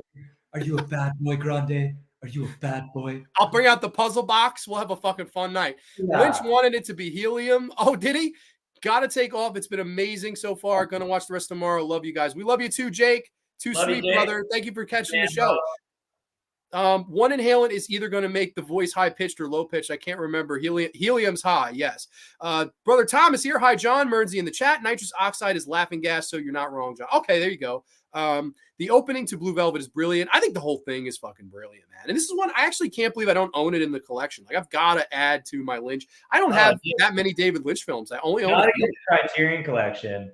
It has so many special features. There's like a 77-minute documentary. There's so much stuff on here that you would just gobble up. Like, oh, I've got to check that documentary out. I would love to. I've got the Criterion 4K of the next movie we're going to be talking about, so that's exciting. Yes, helium makes your voice high, King. Imagine those Blue Velvet scenes with high pitch. Yeah, exactly. I don't know if that would work. Like it would have been funny. Fuck Pabst Blue Ribbon. Have you heard the theory that Jeffrey dreamed it all after finding the ear and falling? Dude, no, I haven't. Have you heard that? I haven't. That's an interesting theory, though, eh? It was all a dream. Oh my God. See, that's like, I love hearing theories like that. Now, next time I watch it, I'm going to like try to watch it that way. I guess it's Amel. Okay. We're still talking about the fucking gas. That's a great story. That's a true story. I think you're referring to the Robert Loggia story. That's a true story. As he got really upset, but it ended up paying off in Lost Highway. It totally would have been insane if Frank Booth had a chipmunk voice. That would have been incredible. Heard Lost Highway is James Wan's favorite Lynch film. Well, James Wan's great, and I love James Wan. Let's not forget Dean Stockwell, too. Love that character. Of course, Dean Stockwell was so fucking suave. Get the scissors. Yep, yeah. Get the scissors. I got to get Criterion Blu-rays of David. Oh, yeah, no, totally. I got to add to my Lynch collection because I only have a couple. Criterion needs to upgrade Blue Velvet to 4K. I'm sure they will. Like they've been doing his other movies. I know Lost Highway and Mulholland Drive got the 4K upgrade. So it's fucking Inland Empire got the 4K upgrade before Blue Velvet. Isn't that crazy? Criterion Lynch releases are fantastic. Speaking of Dean Stockwell, do you guys like the Quantum Leap reboot? I haven't seen it. Have you? I haven't seen it, but yeah, I was gonna when Ice Lord mentioned Dean Stockwell, I was like, yeah, Quantum Leap. That's so cool. Gotta love Stockwell. But all right, Mearnzy, we're gonna move on to number 2, and this is my personal favorite. So I've been waiting for this moment. Go for it. Grande, what is it? Movie coming in at number 2 from the year 2001, my personal favorite David Lynch film, Mearnzy's number 2. This is Mulholland Drive. Yes, Mulholland Drive. I'm going to show off the 4K here. Oh, you got that blue, though. Hell yeah. It would have been cool if they changed the cover for the 4K, you know? It's the same. It's the same. Set. Yeah. It's exactly the same set. Like, it's only just an upgraded transfer. Yeah, the blue key. Oh, yeah. I love it. So brief plot synopsis. Let me click here. I'm sorry. After a car wreck on the winding Mulholland Drive renders a woman an amnesiac, she had a perky Hollywood hopeful search for clues and answers across Los Angeles in a twisting venture beyond dreams and reality. Oh yeah, Mulholland Drive. In my opinion, the best David Lynch movie and one of my top 20 movies of all time. Let me put on my Justin Theroux glasses here. Oh. Can you do Justin Theroux? Do you do a good Justin Theroux? This is the girl. How do you do it? He's just like he's just a guy, you know. You feel bad for him. He's having like the worst luck. He's just trying to like cast someone in his film, and everyone's telling him you can't cast that person. You know what I mean?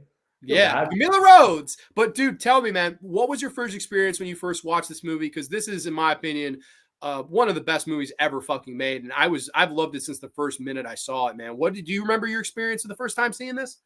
I remember getting really high and watching it with a couple friends, and like I said, Lynch divides audiences, and I remember people being like, "That was really boring. Like, what a 2 hour and 20-minute waste of time."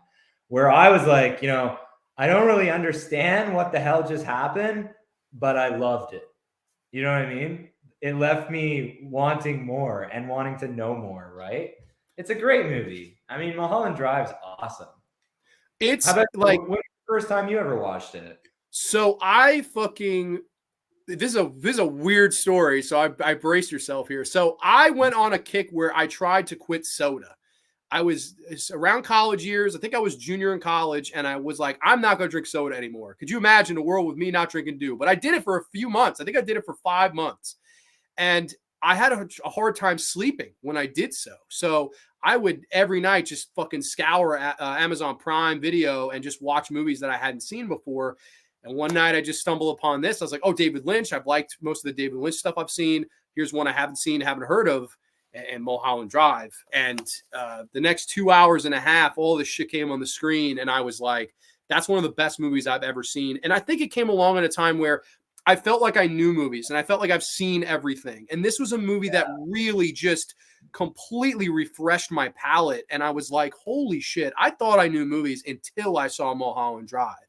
It's just a game changer to me. I love every fucking aspect of this movie, and it's always been my favorite David Lynch, and it always will be. There's nothing dethroning this son of a bitch. Just how it feels, the sound design of the movie. It all does feel like a dream, but a dream in the city of stars, a dream in Los Angeles. A young woman played by Naomi Watts, who was a very big struggling actress at the time. She, of course, had the famous story of losing her health insurance. She was going to quit the business. And David Lynch said, hey, I really like you. I want you to be the lead of my movie. And thus changed her entire career around because of this thing. Of course, Laura Herring, who, you know, was in a lot of B movies coming up to this, definitely had never gotten the big break, gets the big break here as Rita, or so she thinks. And of course, Justin Theroux as the Adam Kesher, the director. This is no longer your film. I love the cast in this movie from top to bottom. And I think it's just his magnum opus. It's just such a fucking perfect film from top to bottom. I love the mystery here. Like, every time I watch it, I try to watch it in a different way and try to solve the mystery in a different way. And I think now I've had my set way of what I think happened in this movie. But even so, even talking about so, it's nothing compared to the journey that this movie takes you on. Like, for sure. It's just quite the journey. Now, the first thing I want to talk about with you, man, let's talk about that Winkies scene, that diner scene in Winkies. It's towards the beginning of the film. Oh my God. Walk me through that. Go ahead. Where they're talking about a dream. You know, I had a dream and I saw a face, and like, I hope I never see that face again. And the guy's like, well, like, let's go outside and like, we'll see like if it's there. And that woman, you know, that home, if you've seen Mulholland Drive, I know you're still scarred by it. That homeless woman that peers, you know, over the corner, who is, by the way, Bonnie Aarons, who is the nun in this Conjuring series.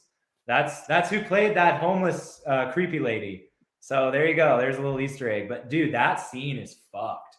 Like, I remember seeing it for the first time, and you know, I'll be lying in bed at night now thinking of that face. Like, it is one of the scariest moments of imagery in any film, for sure. Those eyes are incredible, and the way they build up to it was incredible too. Because I remember I put this on; it was really late. It was 1, 2 in the morning, and you know, you're laying down, you're watching it, and you're like 25% asleep, but you're 75% watching, almost like one eye. And when that happened, I fucking jumped. I was like, "Whoa!" Like, what? Like, because it's so early on in the film, and they build the dream and the tension so well that you don't think there could ever be a payoff there.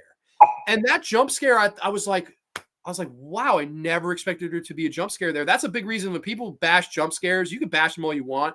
I like jump scares. And when they're well done like that, well executed by a Lynchian jump scare, I mean, sign me up all day for that, man. I just thought that was such a scary scene. Just the way I'm in this diner and you're standing there and you're afraid and I'm afraid and I'm so scared I don't even know what's reality. Like that whole, I'm just like, what in the fuck is going on right now? Like, just listen and in wonder, you know, it's just such a powerful scene in the film. It is. And it's like, what a way to kick it off. And then, of course, we're introduced to Adam Kesher, who's this like flamboyant director who's making this movie. You have this wonderful Lynchian scene where the people come in the coffee room with that's one of the finest espressos in the world. And he's spitting it in the napkin. And Justin Theroux's like, what is going on here? And this one guy just stands up and just goes, ah! You're like, it's like a Tim and Eric sketch. You're like, what the fuck is going on? I love that scene too, man. And I think Justin Theroux is so underrated. You know, he's not in enough movies. I don't know if you guys have ever seen The Leftovers on HBO. It's a wonderful show. Check that out if you haven't seen it. But he is so good in Mulholland Drive as Adam. I just love all his scenes, especially that cowboy scene, you know, where he meets up with the cowboy and he goes, what does he say? Do you believe, I wrote it down here, you probably know, eh? He's like, do you believe that a man's attitude defines his purpose, like in life? Something like that.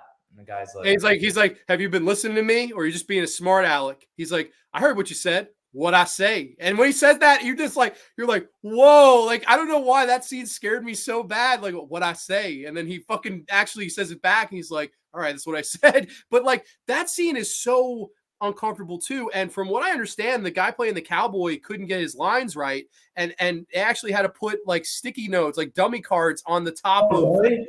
Yeah, they put sticky notes on top of Justin Theroux's head, and he was just reading them, and it just comes out as such a good performance somehow, even though he's just reading all his lines. I was like, what the fuck, this is so like weird. And even all the stuff he says to him, you'll see me once if you do good, you will see me twice if you do bad.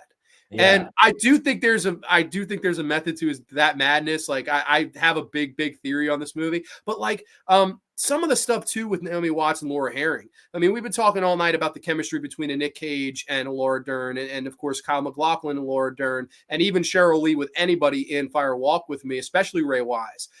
The chemistry between these two women here is some of the best stuff you've ever fucking seen, and their scenes together when they're getting it on are sexy and kinky AF, man. Just steamy stuff. Like, I just adore the two of them in this movie. And like, I don't know, I really enjoy the whole pace and flow of it. Like, it starts, who am I? I don't know who I am. I had this big audition. They're auditioning together. She goes to the big audition. You have James Karen from Return of the Living Dead who shows up in there. You have this amazing scene where she's acting with this other guy. That's like some of the best fucking acting ever, and they're acting to act. Like, it's bizarre. That scene is pretty steamy, eh? Yeah. They're just right in there, real close, and she's like, "Oh yeah," and like the older guys just playing off her, like, you know what I mean? It's such a great scene, but also with the two lead actresses, I love when they go to that theater and it's Rebecca Del Rio covering Roy Orbison's "Crying," and they start crying, and that whole performance is just exquisite, buddy. Oh my God. Yeah. The colors they use, those bright, vibrant blues and silencio, and everything is a fucking hallucination. Everything is imagery. And I can't sing in Spanish, but whatever. But yeah. I love that scene. It's just so fucking uncomfortable. But to me, man, the best scene in this movie, and the scene that like makes me love David Lynch, and one of my favorite, it would be a top 10 scene in movie history for me, is the "This is the girl" scene where, of course, Justin Theroux is told you have to cast. The woman's played by Melissa George, who would go on to be in like 30 Days of Night and some Triangle, some smaller horror films, and she is supposed to be Camilla Rhodes, and he's supposed to cast her. And I love how this whole scene is done, man. It opens up where, up next, Camilla Rhodes, and he's nervous and tense, Phil, because he knows he has to do well here. Otherwise, the cowboy may be back twice. And you have this amazing fucking scene where she's singing this song by, I think it's Betty Everett, I believe I forget. Oh, it's so good. Oh my God, amazing. As that's playing out. Guys, Justin Theroux and Naomi Watts, they look at each other, and you really feel like a lot while you're watching that scene. You're like, wow, like, yeah. This the uncomfortable close-ups between those two as they're locking eyes. And it's like, I think the whole thing is they're saying, he has to look at this girl and cast her. And he goes, "This is the girl." He doesn't want to do it. And then you have that weird guy show up behind him. He's like, "Excellent choice, Adam." Almost as if he's picked the special at a fucking steakhouse. Like, that's how I always looked at that. Like, he just ordered some good dinner or something. I love how that guy delivers the line. But then he's looking at Naomi Watts, and you see the instant chemistry and the instant they lock each other's eyes. And in my opinion, that's saying that was the girl. He looked at her and was like, that's who I would have cast just based on seeing her for a few seconds, because instantly he saw that spark. And I think it eats him alive that he can't cast her right then and there. Instead, he has to go. Any decisions for himself in that movie. Other people are constantly making them for him. You know what I mean? Yeah. And man, let me ask, what do you make of the whole mystery of this movie? Do you have an interpretation of this? Do you have any thoughts, like anything like that? Or do you just completely just go along with it? Because I'm that way with Lost Highway. I just go along with Lost Highway. I don't have a theory. Yeah. I like people that say the last 20 minutes or the last 27 minutes of the film, like, that's real. One of the major themes is the attraction of Hollywood and the harsh reality. And the harsh reality check that she's not an actress. She's like a junkie. And you know what I mean? Other people have been casted. And it's like she's daydreaming and living vicariously through another person, right? Once that key goes in the box, the reality of what's really going on comes out. So, I mean, there's so many theories to this movie. I mean, people have like hour-long videos on YouTube explaining their thoughts. But that's the best part about David Lynch. And that goes back to my art gallery metaphor. Whatever you saw and whatever you take away from it, you're not wrong. However it made you feel, you're not wrong. And you're completely valid in whatever your interpretation was. What do you think, right? I would agree. I definitely think the first 2 hours is her dreaming of how it happened, because everybody in the first half, exception of Adam Kesher and Coco, every single person in the last 27 minutes is somebody else.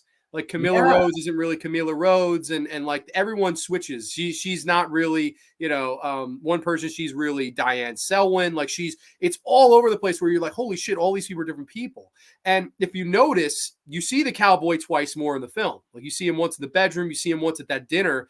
And I always thought when he says, if you see me once, you did good. If you see me twice, you've done bad. And I think the whole point of that is she's done bad. She killed her lover because she could not accept that she was taking, the arm of Adam Kesher to get this big role in the movie. And I think the guilt eats her alive. That's go ahead. Will you say something? No, I just said for sure, buddy. Oh, Like, I'm sorry. I didn't want to cut you come off. on. Fucking that scene is incredible. And then, of course, as the guilt slowly but surely eats her alive in the room, and then she just ends her own life. Some of the most haunting stuff as you see this woman just literally crumble because of guilt in 20 minutes. Like Fire Walk with Me. That's 2 hours and 15 minutes of somebody crumbling. This is like 20 minutes. This woman just hits rock bottom in no time. And man, it's Naomi Watts' performance is so fucking good here, man. Amazing. It's just so good from top to bottom. Like, I love how she's bubbly and almost seems not the smartest at the beginning. Like, oh, I have these dreams and thank you so much. I'll say, have a nice day. She's very one-dimensional. And then by the end, she's really showing that she can work, man. And I think Naomi Watts, she got every other role otherwise in her career because of this movie. Like, then all of a sudden she's in the Ring remake, which is a monster hit, and then she was off to the races. Then she's in Peter Jackson's King Kong as the fucking lead. So she really made a nice career for herself, and I love that Mulholland Drive kind of springboarded her into doing so. But everything in this movie, man, the Blue Key, This Is the Girl, the cowboy, the whole lore of this movie, I think, is just absolutely brilliant. To me, it's like the greatest neo-noir puzzle ever fucking made. It's just creepy. The sound design. I don't know if you have like a sound bar or a sound system, but oh my God, this fucking 4K sound. Yeah. It'll blow your fucking balls off. Like, it is so stylish. Like, I love when Justin Theroux comes home and he finds his wife in bed with Billy Ray Cyrus. Yeah. And they're like, get out of here. Like, and he's just fucks off and grabs this pink paint and just starts drenching her jewelry and, gets the paint all over him. It's so stylish, man. It's such a great movie, man. It is.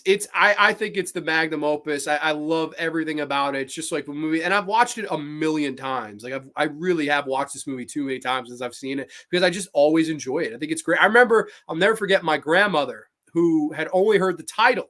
She's like, "Is that about Hollywood?" I'm like, I mean, they're in Los Angeles, and she was like, "I want to watch that with you." I was like, "No." And she's like, yeah, please. And so we watched it, and she was like, wow. She was like, "I don't know what the hell that was." Like, wow, you watched that with your grandma? I did. My grandma would not watch that. She'd watch like Anna Green Gables or some shit like that. She watched like Midsummer Murders and shit, or Murder, She Wrote. But yeah, dude, she watched Mulholland Drive with me, man. And she was like, man. Yeah, she was like mind blown by it. But yeah, no, I think, in my humble opinion, it's just the best movie he ever did. I love it from top to bottom. And it's like always the one that if I had to recommend to somebody, this would be the one. But it definitely, I can see why you went Blue Velvet, because it's definitely more linear. I could see this confusing the fuck out of somebody. I've shown this to a few people, and almost all of them didn't like it. Like, I've shown this to my friend JP. Right? Yeah. I remember I showed it to my friend JP, and at first he was like, "What the fuck is this?" Like, he didn't like it at all. And then upon a rewatch, he was like, "You know what? It's growing on me." So I'm hoping, down the line, and eventually it's going to, grow on him a little bit more. Only the real ones know. Of course. Only the real ones, man. Here, I'll fucking, you froze there, but I got you, man. Let's see the comments.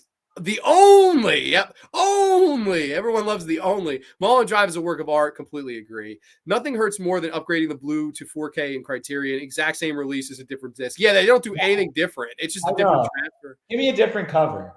I ended up giving the Blu-ray away to Gideon, I think. He was like, "I've never seen it." I was like, "I'll send it to you." I was like, "I'm going to get the 4K because I have to." Mulholland Drive is my second favorite Lynch movie. Well, Jamie, I'm seriously excited to hear what your number one is. We're about to get to Mearnzy's number one. Adam Kesher from Mulholland Drive looks like the filmmaker J.J. Yeah, he does look a little bit like J.J. Jar Jar Abrams. So true. Hopefully they pack extras at least. It's the same features. It's the same exact release, except it's a 4K transfer and the sound's a lot better. I would say that. The sound's the big improvement, especially if you have like a nice sound system. Let's see. Mulholland Drive, I loved it. Did I understand it? No, but I loved it. I loved it too. Yeah, that's Lynch, man. Some like a couple of his movies, like Eraserhead, to this, I will never know what the fuck Eraserhead's about. Same with Lost Highway, but those are two movies I just enjoy the ride. Mulholland Drive has the best jump scare ever put to film. The build-up was so damn scary. That's a bold statement. I like me some jump scares. Best jump scare ever goes to David Lynch from Avra's book. Very cool. Love the white noise used as a jump scare for that scene. Oh, it's wonderful. Fun fact, for any Richard Kelly fans in the chat, Mulholland Drive is his favorite film ever. Well, Donnie Darko. Are you a fan of Donnie Darko, Mearnzy? Yeah, I love that movie. I grew up watching it, you know. It's developed a real cult following. But I remember, you know, Donnie Darko was one of the first films I watched when I was smoking pot, you know, in high school. And it was one of those movies, you know, the rabbit shows up and you know, Seth Rogen's in that movie. Yeah. I like it. I haven't seen it for years, but I remember I really enjoyed it. Yeah, it's a good one, man. It's like that's a really really good movie. The key is to pay attention at the very very beginning. You see a first person perspective of someone laying down. It's a dream until the cowboy says, "Time to wake up, pretty girl." Yeah, and also you see those two old people in that opening jazz thing, and they're there like they're her guilt. I think they're symbolic of her guilt because they're nice at first, but then it's like they eat her alive at the end. The last third of the movie is reality. I think so too. I think that's always what I thought too. Peter Deming's cinematography in Mulholland Drive is worthy of being in an art gallery. Well, man, I'll tell you what. Imagine if they opened like I know they have like a Ghibli world. Imagine they opened like a David Lynch art gallery. Like how fucking cool that would be. That would be amazing. If they did, I'd want to go to it with you, buddy. Hell yeah, man. We go they have the Black Lodge section, like the Twin Oh, Peaks Hall. That would be amazing. Yeah. Not in Holland, but I've mulled over things a few times driving through parking lots and getting spooked by homeless ladies. Hell yeah, man. Rebecca Del Rio, whenever she shows up in a film, is always a positive. And she's great. I mean, the song she sings is wonderful in this. I love when he shows up and says, okay, you guys are talking to each other. My grandmother saw me to take The Exorcist and on the word. What? No way, man. That is a wild. You must have a fun night with her. I saw Blue Velvet with my mom. Awkward. I was 12. Oh my gosh. Awkward as fuck. You want to hear really awkward? AJ Zetro saw I Spit on Your Grave at 5 years old with his parents, both of them. Did you fucking imagine that? Like, I saw a movie and I was like disturbed seeing it alone. And they fucking went to a movie theater. Like, holy shit. That's crazy. My dad showed me Vampire's Kiss, wild ass film. Oh, here's AJ. I saw Fatal Attraction with my mom, aunt, and grandma. Oh, hell yeah, man. That's nothing tops that I Spit on Your Grave story. That's my favorite. Donnie Darko is a Halloween staple. Okay, interesting pick for a Halloween season. Dude, imagine how cool that would be. I would be the first one in line at the David Lynch theme park, man. That would be epic. Donnie Darko to me is like a horror version of the classic slapstick comedy Harvey. I love Harvey. I think Harvey's even better than fucking Donnie Darko. But all right, Mearnzy, I think you need to introduce this last one since it's your favorite. Okay. This is the number one movie, Mearns. Go for it. You guys ready for my number one David Lynch film? It's Dune. Psych! I'm just fucking with y'all. But I actually got a quick story about Dune. So Dune is produced by Dino De Laurentiis, right? And on set, he could not pronounce Kyle. He could not say Kyle MacLachlan's name. He would just keep saying, "Where is Kale? Where is Kale?" So David Lynch thought that was fucking hilarious and just started calling Kyle MacLachlan Kale. And would be like, "Okay, Kale, come on out of your dressing room, Kale." So I think that's a great story. But no, Dune is not my favorite one. We are going to get to my favorite David Lynch movie. And I mean, if you haven't figured it out, you can take a guess in the chat. But I think we go. My favorite David Lynch film is I'm Deranged! Lost Highway, baby. And here it is, number one for me. I love Lost Highway. I think this movie is incredible. Incredible, man. Hell yeah. What are your thoughts on Lost Highway? Yeah, I mean, I love this movie. Brief plot synopsis, because we did it for the other four. Anonymous videotapes presage a musician's murder conviction, and a gangster's girlfriend leads to a mechanic astray. Yes, wow. Lost Highway. I mean, talk about being lost while watching a film, too. I mean, this is absolutely all over the place, too, and I love every minute of it. To me, this is another fucking masterpiece from David Lynch. And from the first time I saw it, I thought it was just a wonderful movie from top to bottom. But dude, tell me, this is your favorite. I want you to take the floor here. You said this was the first exposure you ever had to Lynch. What was your first thoughts of the movie? Did you think, is this guy fucking on crack? Like, what were your thoughts? Because I got to hear the initial reaction. Like, I've seen it a couple times now, and I can honestly say I still, it's one of those movies that you just watch and enjoy and try not to think about it too much. You just kind of go with the flow. And so one of the reasons I like it, Bill Pullman in the 90s, like Bill Pullman's a total vibe in this movie. He's the cool saxophone player. He's in this club, with the strobe lights and stuff. And a videotape like ends up on his doorstep. And it's of someone is in their house, like filming them while they sleep and shit. Like, can you imagine, Grande, getting a videotape dropped off on your doorstep and someone has been in your house and is filming you? Like, For real. How scary is that? Terrifying. Yeah. And one of my favorite scenes, I think we all know it and we look it up on YouTube all the time, the party scene with the man from the party, I've seen you before. Like, no, like, I believe we've met before. Like, no, I've never met you. Oh, yeah, I saw you last night. And when he's lying next to Patricia Arquette and her face turns into that man's face for a second, ooh, that is nightmare fuel, buddy. And when it comes to horror, you like jump scares? For me, it's imagery. You give me something and I'll watch it, but later on when the lights are off and I'm sleeping in bed, I got an image burning in my head, and that man's face is just terrifying. It sticks with you, right? Totally. I will never forget that scene as well, because he's like, "Oh, I'm at your house right now. Call me."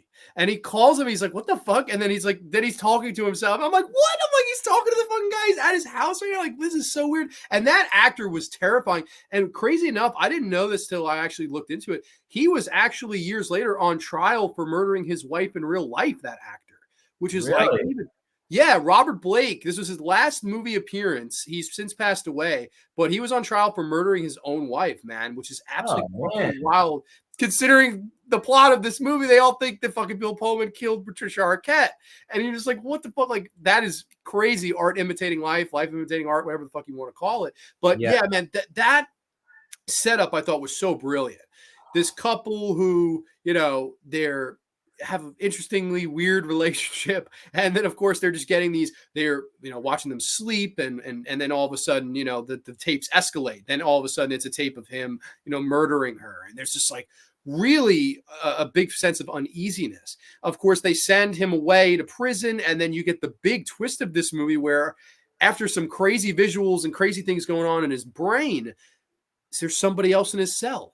And ever since the first time I saw it, I was like, what? Like, what happened here? And then we're following another character. But then again, you have movie, right? Yeah, it's bizarre, man. What did you think? Because I was absolutely lost when I was like, wait, what? Did I miss something? Like, I remember rewinding it and I'm like, I guess I'm going to keep going. Like, I don't know. It's weird. Like, it's almost as if it takes place in another, I want to say like multiverse or whatever.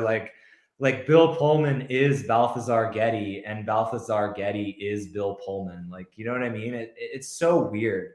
But when one of my favorite scenes in this movie, and the soundtrack has so much to do with it. The music in Lost Highway is unreal. And one of my favorite scenes is when you first see, Balthazar Getty, he gets, the car keys to Mr. Eddie's car. And you see Patricia Arquette, the other Patricia Arquette. Blonde hair. And that scene, I mean, this is my Mulholland Drive scene. This is the girl scene. This is for me, man. When she gets out of that car and Lou Reed, This Magic Moment comes on, and it's just like, this magic moment. Man, it is such a beautiful scene. And it just goes on, right? For like 2 minutes straight. And you're like, wow. Patricia Arquette is so incredibly beautiful, and like just the hair flip she does, and she gets in the car and the tinted windows, and he sees, a big theme of this movie is, wanting what you can't have, the forbidden fruit, right? She's the boss's girl.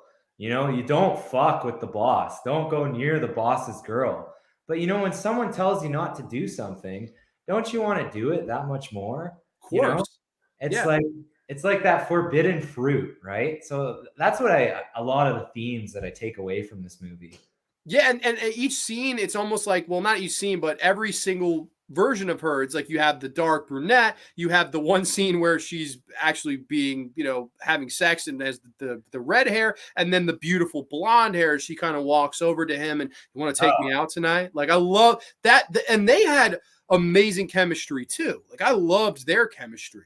Like, that scene is so amazing where, like, she's like, all right, I'm gonna call a pay, like, she goes in the payphone, and like, I loved that shit. I thought that shit was so good. And you're right, man, the whole forbidden fruit thing here. And I think a big reason as to why Bill Pullman did it is because that she didn't really love him. I don't even think it's the fact that she fucked Mr. Eddie, Robert Loggia. I don't even think that's the reason. I don't think it's a cheating situation. I think he couldn't get over that she didn't love him. And I think that brings up all these kind of dark, sides of his character. And then, of course, we have this guy who's, I don't know, is he not? I have no idea. But it's so interesting to think about. And like, you have some very interesting side characters in this movie, like Richard Pryor is randomly in there. Like, and he was in rough shape, sadly, at this time, man. This was his last movie. You have Jack Nance, who died actually before they released this movie. This was his last film credit. Always cool to see Jack Nance in there. Robert Loggia is just so much fun as the Mr. Eddie character. I love the scene with the tailgating, and 50,000 people a year die on the roads, die on the highways because of fucking assholes like you. I want you to take the manual and I want you to fucking read it. Oh my God.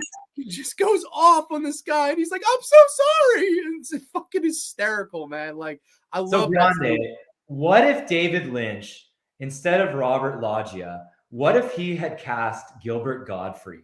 What would that monologue sound like? Oh my God, are you putting me on the spot to do a Gilbert? I'm putting you on the spot, buddy. You think you can do me one? 50,000 people die a year because of assholes like you tailgating and riding up my ass like a pervert in a nightclub. And Patricia Arquette is getting anally violated while she has red hair in this film. And I don't know who replaced Bill Pullman in the cell, but I want to ask David Lynch what he snorted before making Lost Highway. A missed opportunity here. We should have got Gilbert Gottfried. Honestly. I would have loved Gilbert Gottfried in imagine Gilbert Gottfried in Eraserhead. Oh my God. Who are you and why are you in my radiator? Just eating chicken. Oh my God, it would have been amazing. But Robert Loggia is fantastic in this. Like, I really get the vibe he's trying to do the Dennis Hopper. Like, Dennis Hopper was more natural with it, but I think Robert Loggia was a lot of fun. Like, Robert Loggia's like really fucking eating up the scenery, man. Like, I enjoy his character in this, and like, I don't know, I kind of like the whole finale, man. What did you think of the finale with the finally, shit comes to head? It's awesome. I love the scene with Marilyn Manson's "I Put a Spell on You," and Patricia Arquette's got to do like the dance for Loggia there. That scene is woo, but it's dark, it's heavy. The ending, the fight on the beach, and he like cuts his throat and shit. Awesome, man. And the ending is so good. Like, to me, it's like one of the most perfect endings where Bill Pullman's driving and all the cops are after him and he's in the desert, and David Bowie's "I'm Deranged" comes back. And then he just goes all nuts, and it's like strobe light and it just ends, right? Credits. I was just like, wow. I watched it last night and I was just like, wow. I still have no idea what the fuck happened, but goddamn, that's the I don't either. I like, man. I don't get it at all. Like, because he goes to this character, then he has sex with her, he pops back up, it's Bill Pullman again. And I'm like, what? Like, to this day, I don't understand it. I'm sure there's probably people that, I've analyzed it and this is what happened. For sure. Maybe. But I like Mulholland Drive, I have a guess. This, I don't have a guess. I don't know what happened here, but it's so fucking well done, man. And like, I love the whole eeriness of it. Like, the whole Dick Laurent is dead.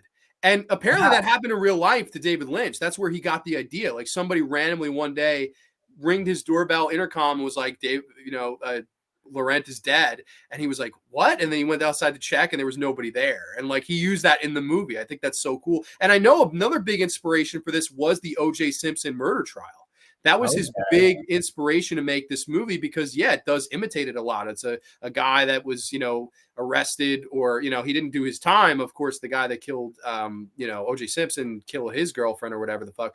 But here you have the whole dream scenario of switching places and being let out into the, world where you're in this mechanic's place and you have all your other buddies and stuff. It's a fever dream. I think this is such a weird, eerie movie. And I think it's a great pick for number one, man.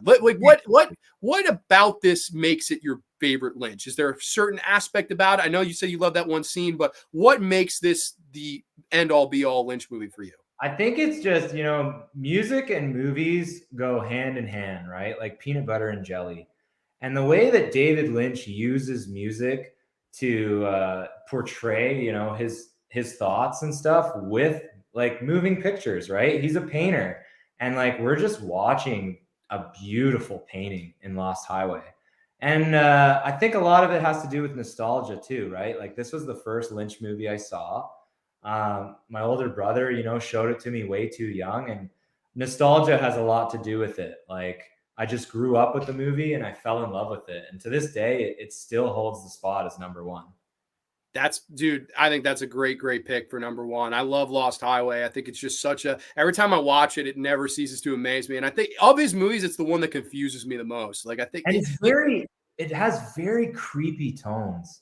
I love when Bill Pullman's, after he gets the videotape, he kind of gets a lot more paranoid and he's having trouble sleeping and, very anxiety driven. And he's talking to Patricia Arquette and he's like, I had a dream last night. You were inside the house. I couldn't find you. And he's slowly walking around the house, all creepy. And he goes into that closet and it just turns to pitch black. Once again, we're going down the rabbit hole. And when he comes out, his wife is brutally murdered. There's limbs all over the room and shit. And it's did he just, lose it and kill his wife? Was it all a dream? Did this even happen? I don't know. I don't either. I gotta say, it's a work of art. It is a work of art. It is. It's brilliant. You're right, man. That scenes where they're looking around for each other in the house are so fucking eerie. You're just what? Yeah. Jesus, what the hell? It is very horror-esque. It definitely has those horror vibes, man. And they work. I mean, I gotta treat myself and get the 4K. I watched my DVD last night. The resolution in this, it's as if someone filmed it with a baked potato.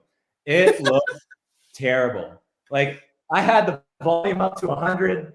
I still couldn't hardly hear shit. And the picture was terrible. You know what I mean? But when's your birthday, Mearnzy? Let me ask. October 9th. You don't have to say a day, but you can tell me what month. October 9th. It's coming up. I'll tell you what. Hold off. I'll buy you the 4K. Canadian Thanksgiving. It's coming up. I got you. I'm going to treat you to your birthday for the 4K. So you say no more. No, I got you. I have the Blu-ray. I think it's fucking Kino. I watched it last night, but it's in my room. You it has the let same me cover as come on that. your show and talk about David Lynch is the biggest gift ever, buddy. So I thank you to that. Hey, man. Hell yeah. Cheers, Mr. Brother. Cooper. Yes. Cheers to Lost Highway. Yeah, cheers to David Lynch and Lost Highway. Let's go back to comments here. Let's see what you guys have to say about Lost Highway. Kale, LOL, he calls them that to this day. Yep. Yes. David Lynch can dislike Dune all he wants, but I will always be a fan of that film. I think it's a decent movie too. I never got the over. I guess maybe because he was working on it, he felt that they kind of ruined his vision. So that's understandable. Jamie, after seeing it, it's my number 2, Fire Walk with Me. I thought Fire Walk with Me was great unbelievably choice. Good, man. Wonderful choice. Yeah, it's definitely, Inland Empire would be my least favorite David Lynch movie. I don't know. Do you have anything you want to say about Inland Empire? I've watched it twice. Wow. I like it. I think it's a good movie. I don't own it. It's not my favorite Lynch film. And I think that the length has a lot to do with it. Yes. It's 3.5 hours. But once again, you got Justin Theroux, you got Jeremy Irons. I like it. I love Laura Dern's performance. I like the ending where the curtains come up and it's almost like a movie within a movie within a movie. It's very meta. It's very out there. I've heard people say that David Lynch didn't even know what he was doing.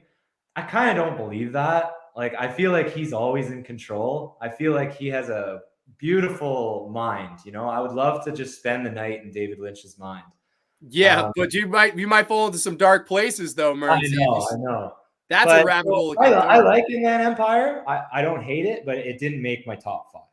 Yeah, no, I don't know. Like that movie, from what I've heard, he literally would write scenes the day of getting on set, and it was like a whole experimental thing. And I know Justin Theroux and fucking Laura Dern to this day say they don't know what the movie's about, and I don't know. That movie is to me the weakest thing he ever did. But like, it does have its fans. And my friend Billy bought the 4K. He's doing the locomotion in 4K. I have a theory that he purposely made that movie bad and just to see what people would say, just because it's shot so ugly in comparison to everything else he ever did. Like it's those ugly close-ups, and it's like shot on camcorder. Like the fisheye view, right? Yeah, it's fucking weird. And I don't know. To me, the only movie from him I didn't like. Yeah, Inland Empire is such a hard watch. I want to love it. I just don't. I don't love it either at all. Nice suit, John. Thank you, Nate, the Explorer of Horrors in the house. Hello, everyone. Sorry, I'm stuck late at work. Dude, no worries. Lost Highway, you just got lynched. Dude, for real. That's basically what happened when I first saw the movie. My theory about Lost Highway. Okay, I want to hear this. When he gets the migraine in jail, they give him medication for it, and he hallucinates / dreams the rest. Interesting. You do have that wonderful scene where you like all the blue is going on, and it's like that's a gorgeous scene. I love that scene. But like it explodes, but like in reverse. Yeah, that's so cool, right? It aged so well. Like I know you say you watched it on the potato DVD, but like man, in Blu-ray, I was like, wow, this is a gorgeous fucking scene, man. Like it popped. It really, really popped. Lost Highway equals Lynch's Alice in Wonderland. Very interesting take. So no Dune, no Elephant Man. Away from mainstream, I like it, but for me, Elephant, it's in my top 5. A lot of people said Elephant Man on that poll. I think Elephant Man is his most critically acclaimed movie. You know, he was going for Oscar gold, right? John Hurd is just fantastic. But yeah, I kind of went off the beaten trail there. I didn't want to choose kind of mainstream ones. No, hey, I think you had a great top 5. It didn't make my top 5, you know? I'm a weird dude. I like it. Hey, weird. as long as I'm just glad Inland Empire. If Inland Empire was number 1, I would have I don't know what I would have done. I couldn't lie to you, man. The soundtrack to Lost Highway is awesome. Trent Reznor and Billy Corgan were involved in the soundtrack of David Lynch film. It doesn't get much better than that. That's so true, man. By Smashing Pumpkins. Yeah, this movie, it's very of its era. It's very 1997. So maybe that's another big reason, why. Thank you so much. I love doing Gilbert Gottfried impressions. Never seen this film, but it sounds great. Def going to see it. I've only seen Elephant Man and Eraserhead. Well, oh my God. Well, that's the first 2. So you got to move on to Dune. Go right in order, man. We'll be curious to hear what your favorites are, Nate. Anally Violated. No thanks. I'll pass on. That's exit only. Yeah, well, absolutely. I honestly think he's in a delusion at the end. It's his interpretation of being electrocuted. At least that's the theory I prefer. Okay, wow. So Jamie Hart, you got a whole fucking theory here. Very interesting. I don't know. I've always been just like, I try to think about it, and then I'm like, nah, I'm just gonna enjoy it. Like Mulholland Drive, I like thinking about it. I'm like, okay, like this, and this equals this. Like I like solving the puzzle. Lost Highway, I'm just like, let's enjoy it, you know. Let's see. Fun fact: Lost Highway was originally going to be shot in black and white. I didn't know that. Kino is a pretty decent blue. That's what I have of the Kino blue. Lynch always knows what he's doing. That's true, but I don't know. Freaking Inland Empire. Yeah, he did. He shot Inland on a fucking like a BlackBerry or something. The way David Lynch utilizes color in his films just amazes me. Absolutely. Elephant Man is the reason I'm a Lynch fan. My second grade teacher showed it to us in class, and that was it. Lynch fan for life. Hell yeah. Jamie Hart, you grew up in some fucking good Lynch movies right here. Great catching the show live. Thank you so much for watching, James. I appreciate that, man. But yeah, no, Mearnzy, that is his top 5. To recap, of course, Fire Walk with Me at number 5. Number 4 was Wild at Heart, Love Me Tender. Number 3, Blue Velvet. Number 2, Mulholland Drive. And number 1, Lost Highway. Yes, that's man. Mearnzy, you had a hell of a list, man. I want to thank you for coming up with this and coming on the show tonight. I had a great time. Thanks, buddy. I appreciate it. I wanted to just ask you 3 questions, if that's cool. That's cool. You don't need to go too into detail, but I just wanted from one Lynch fan to another. What was your first like Lynch experience? I guess you already answered that. Eraserhead. Eh? It was Eraserhead on TCM. Yeah. Okay, so we'll cross that question off. Now, are you an old Twin Peaks guy or are you a revival Twin Peaks guy? If it's season 1, that's the best season of Twin Peaks. However, I loved the revival. So I actually would lean towards the revival overall because season 2 of Twin Peaks is not the greatest because they weren't even involved. I think the revival is incredible.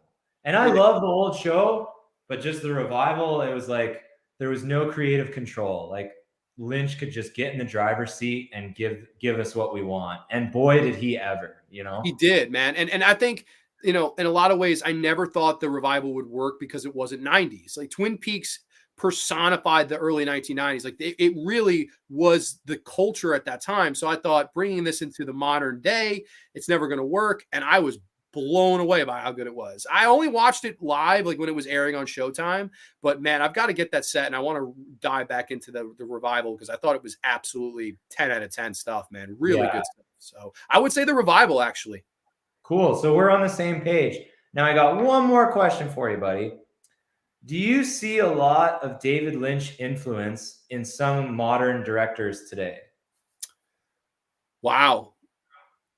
I mean, for some of the independent filmmakers, absolutely. I mean, we all independent film fans owe a lot to David Lynch, like whether they want to admit it or not. In the mainstream, I don't see anything like this because David Lynch isn't mainstream. Like he's mainstream to us because we're diehard film fans. But like, I know we were talking about this before the show, Panos Cosmatos. That's a guy that loves to use all the primary reds and blues in movies like Mandy. Yeah. Hell, he used Nick Cage.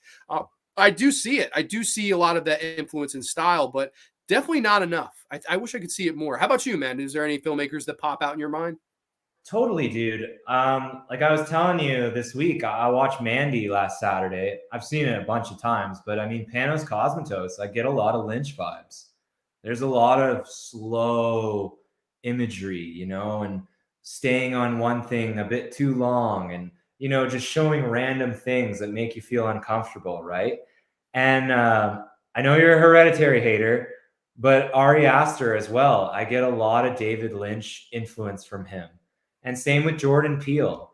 And even Robert Eggers, you know, The Witch. There's a lot of imagery that you take away from that you're just haunted by. Like you didn't get a jump scare, but man, what you saw really sticks in your mind while you're sleeping later on at night. You know what I mean? Robert Eggers is a great pick. Robert Eggers, I see a lot of Lynchian influence. Did you watch The Northman? What's that? Did you watch The Northman? Yes, I did. I thought The Northman was great, man. I like all three of that guy's movies. I think The Lighthouse is his best, then The Witch, then The Northman. All three are bangers, man. Me too, man. He's 3 for 3. But yeah, those are my questions for you, buddy. Well, I appreciate the questions. It was fun to. Do you have a weather report for us in you, or are you burnt? Well, let's see. You don't have to if you don't want to. No pressure. I just think your impressions are so good. It would be fun to get it. Oh, here it comes.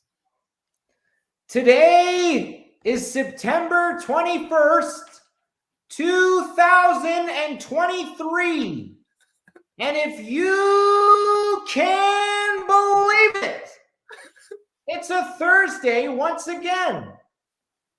The weather outside is partly cloudy with chances of rain later on this evening. Yeah, that's really all I got. Mearnzy, you keep me young, man. Let's get to some comments near the end, but yeah, whatever. Dude, absolutely, man. Great catching the show live. James, thank you so much. I know it's like really late in the UK there, so thank you so much for watching us live. I appreciate that. I was on Twin Peaks YouTube talk show for 2 years. I've talked about Lynch a lot. Oh my God, if you have the link to that, send it, man. I would love to listen, Jamie. Twin Peaks: The Return is just as good as the OG. I agree. I really, really agree with that. I think that's like the ending that show needed because season 2, I always was like, I don't know, because that return, revival, whatever the fuck you want to call it, I thought was so well done. Great show as always. I wasn't very active in the chat. I feel weird talking about movies I'm not familiar with. Only movie I saw was Blue Velvet. It was over my head. No worries, Miss C. We always appreciate your support in the chat. Thank you so much. I watched the OG in real time. I was 17 when Twin Peaks aired on Easter Day, April 8th of 1990. Wow, you have a memory and a half. Jamie Hart. I remember it like it was yesterday. True fan here. Damn right you remember it like it was yesterday. Let's see. Nolan's work can have hidden depths, maybe not the weirdness. Yeah, Nolan doesn't have any abstract weirdness like Lynch, but definitely cinematography-wise, I mean, both those guys definitely have great cinematographers. Yeah, the weather reports are amazing. That's why I was like, I got to get Mearnzy to do one. Yeah, his impressions. Aiden, if you didn't catch the very beginning, he did an amazing David Lynch impression at the beginning. It was such a fun intro, man. So great. Yeah, no, I agree, Texas. Mearnzy's a talented guy. That David Lynch impression, man. As Mearnzy's therapist, I have to say that Dune is the best movie. Premium roast. That's my buddy Alex that I work with. What's up, buddy? That's amazing. I love it. Here. Thank you. I appreciate that, buddy. Watching Twin Peaks: The Return soon. There you go. We turned Aiden Vavra onto it. Did you know there's a 5-hour Twin Peaks fan film called Queen of Hearts? Yours truly had a small part. Oh, hell yeah. We got to catch that. Jamie Wild at Heart, Fire Walk with Her. I want to see it. I want to see the missing pieces. Twin Peaks is like a soap opera meets a horror film. Truly adore it. Well, yeah, no, I do too, man. But Mearnzy, again, man, I want to thank you for coming on. This was such a fun time. You're such a talented guy, very likable, very energetic. Just love working with you. If there's anybody that's more wild at heart than me, it's definitely Mearnzy's Movie Mansion. And I guess if you want to briefly promote yourself, I know you said you're starting up a YouTube channel. We don't know exactly where it's going yet, but just like Lost Highway. But tell me, man, what are your plans? Let the people know because they can subscribe to you. I could always put your channel link down below when you do decide to start making content. Yeah, I'm kind of in the works of working on my own channel. I wanted to call it the Mearnzy Movie Mansion Show. And basically, I just want to do skits. And I also want to review movies that, talk about movies that no one's talking about. And, even talk comic books. I'm a big Spawn fan. I love Todd McFarlane, shit like that. So just kind of doing my own thing right now. So, but I mean, if you like my shit, you can follow me on Instagram, Mearnzy Movie Mansion. And I mean, I want to say shout out Bloody F and Collector, shout out Whopper Horror, shout out the Cabinet of Dr. Howdy, shout out El Pinguino, shout out Grande's Graveyard. Love all you guys, man. So yeah, I appreciate all you guys in the chat. And yeah, we'll see you soon. Yeah, absolutely. I'm so looking forward to it because we get exposed to all these great little reels and clips and creative things that you do on Instagram, and you bring them over to YouTube. That's just going to open up a wider world, man. And I think it's going to be really cool to see you talk comics and movies and all these wonderful things. And it was a good time tonight talking all things David Lynch with you, man. So last comments here. Mateo says, you guys rocked it. Great show, eh? Hell yeah, man. From one Canadian to the other. Has anyone watched the new Twin Peaks? Hell yeah. We really liked the new Twin Peaks. I watched it, talked about it, torn it apart, put it back together, still processing after 5 years. But Jamie Hart's hardcore. Spawn is great. The cartoon was classic. Yeah, you were telling me you like Spawn before we went on the air. Let's see. I followed Mearnzy on Instagram tonight. Good stuff on his IG. Oh, hell yeah. There you go. Thank you. And this was super fun. Yeah, no, thank you. I had a really great time too. And next week we'll be joined by the Evil Dead chick Dana as she ranks her Evil Dead films. And AJ Zitro will also be joining us. So you're not going to want to miss that. And then we have a very fun month of October planned. We posted the schedule. Very excited. Oh my God, did one of the lenses break on that? Unbelievable. Absolutely great. But Mearnzy, again, thank you so much for joining. And you're more than welcome anytime you want to come back. Hey, thanks for having me, buddy. I'm going to do the strobe light while you do your outro. All right. Absolutely. Cheers, Mearnzy. Cheers, guys. And we will catch you next time only on the Graveyard. Silencio.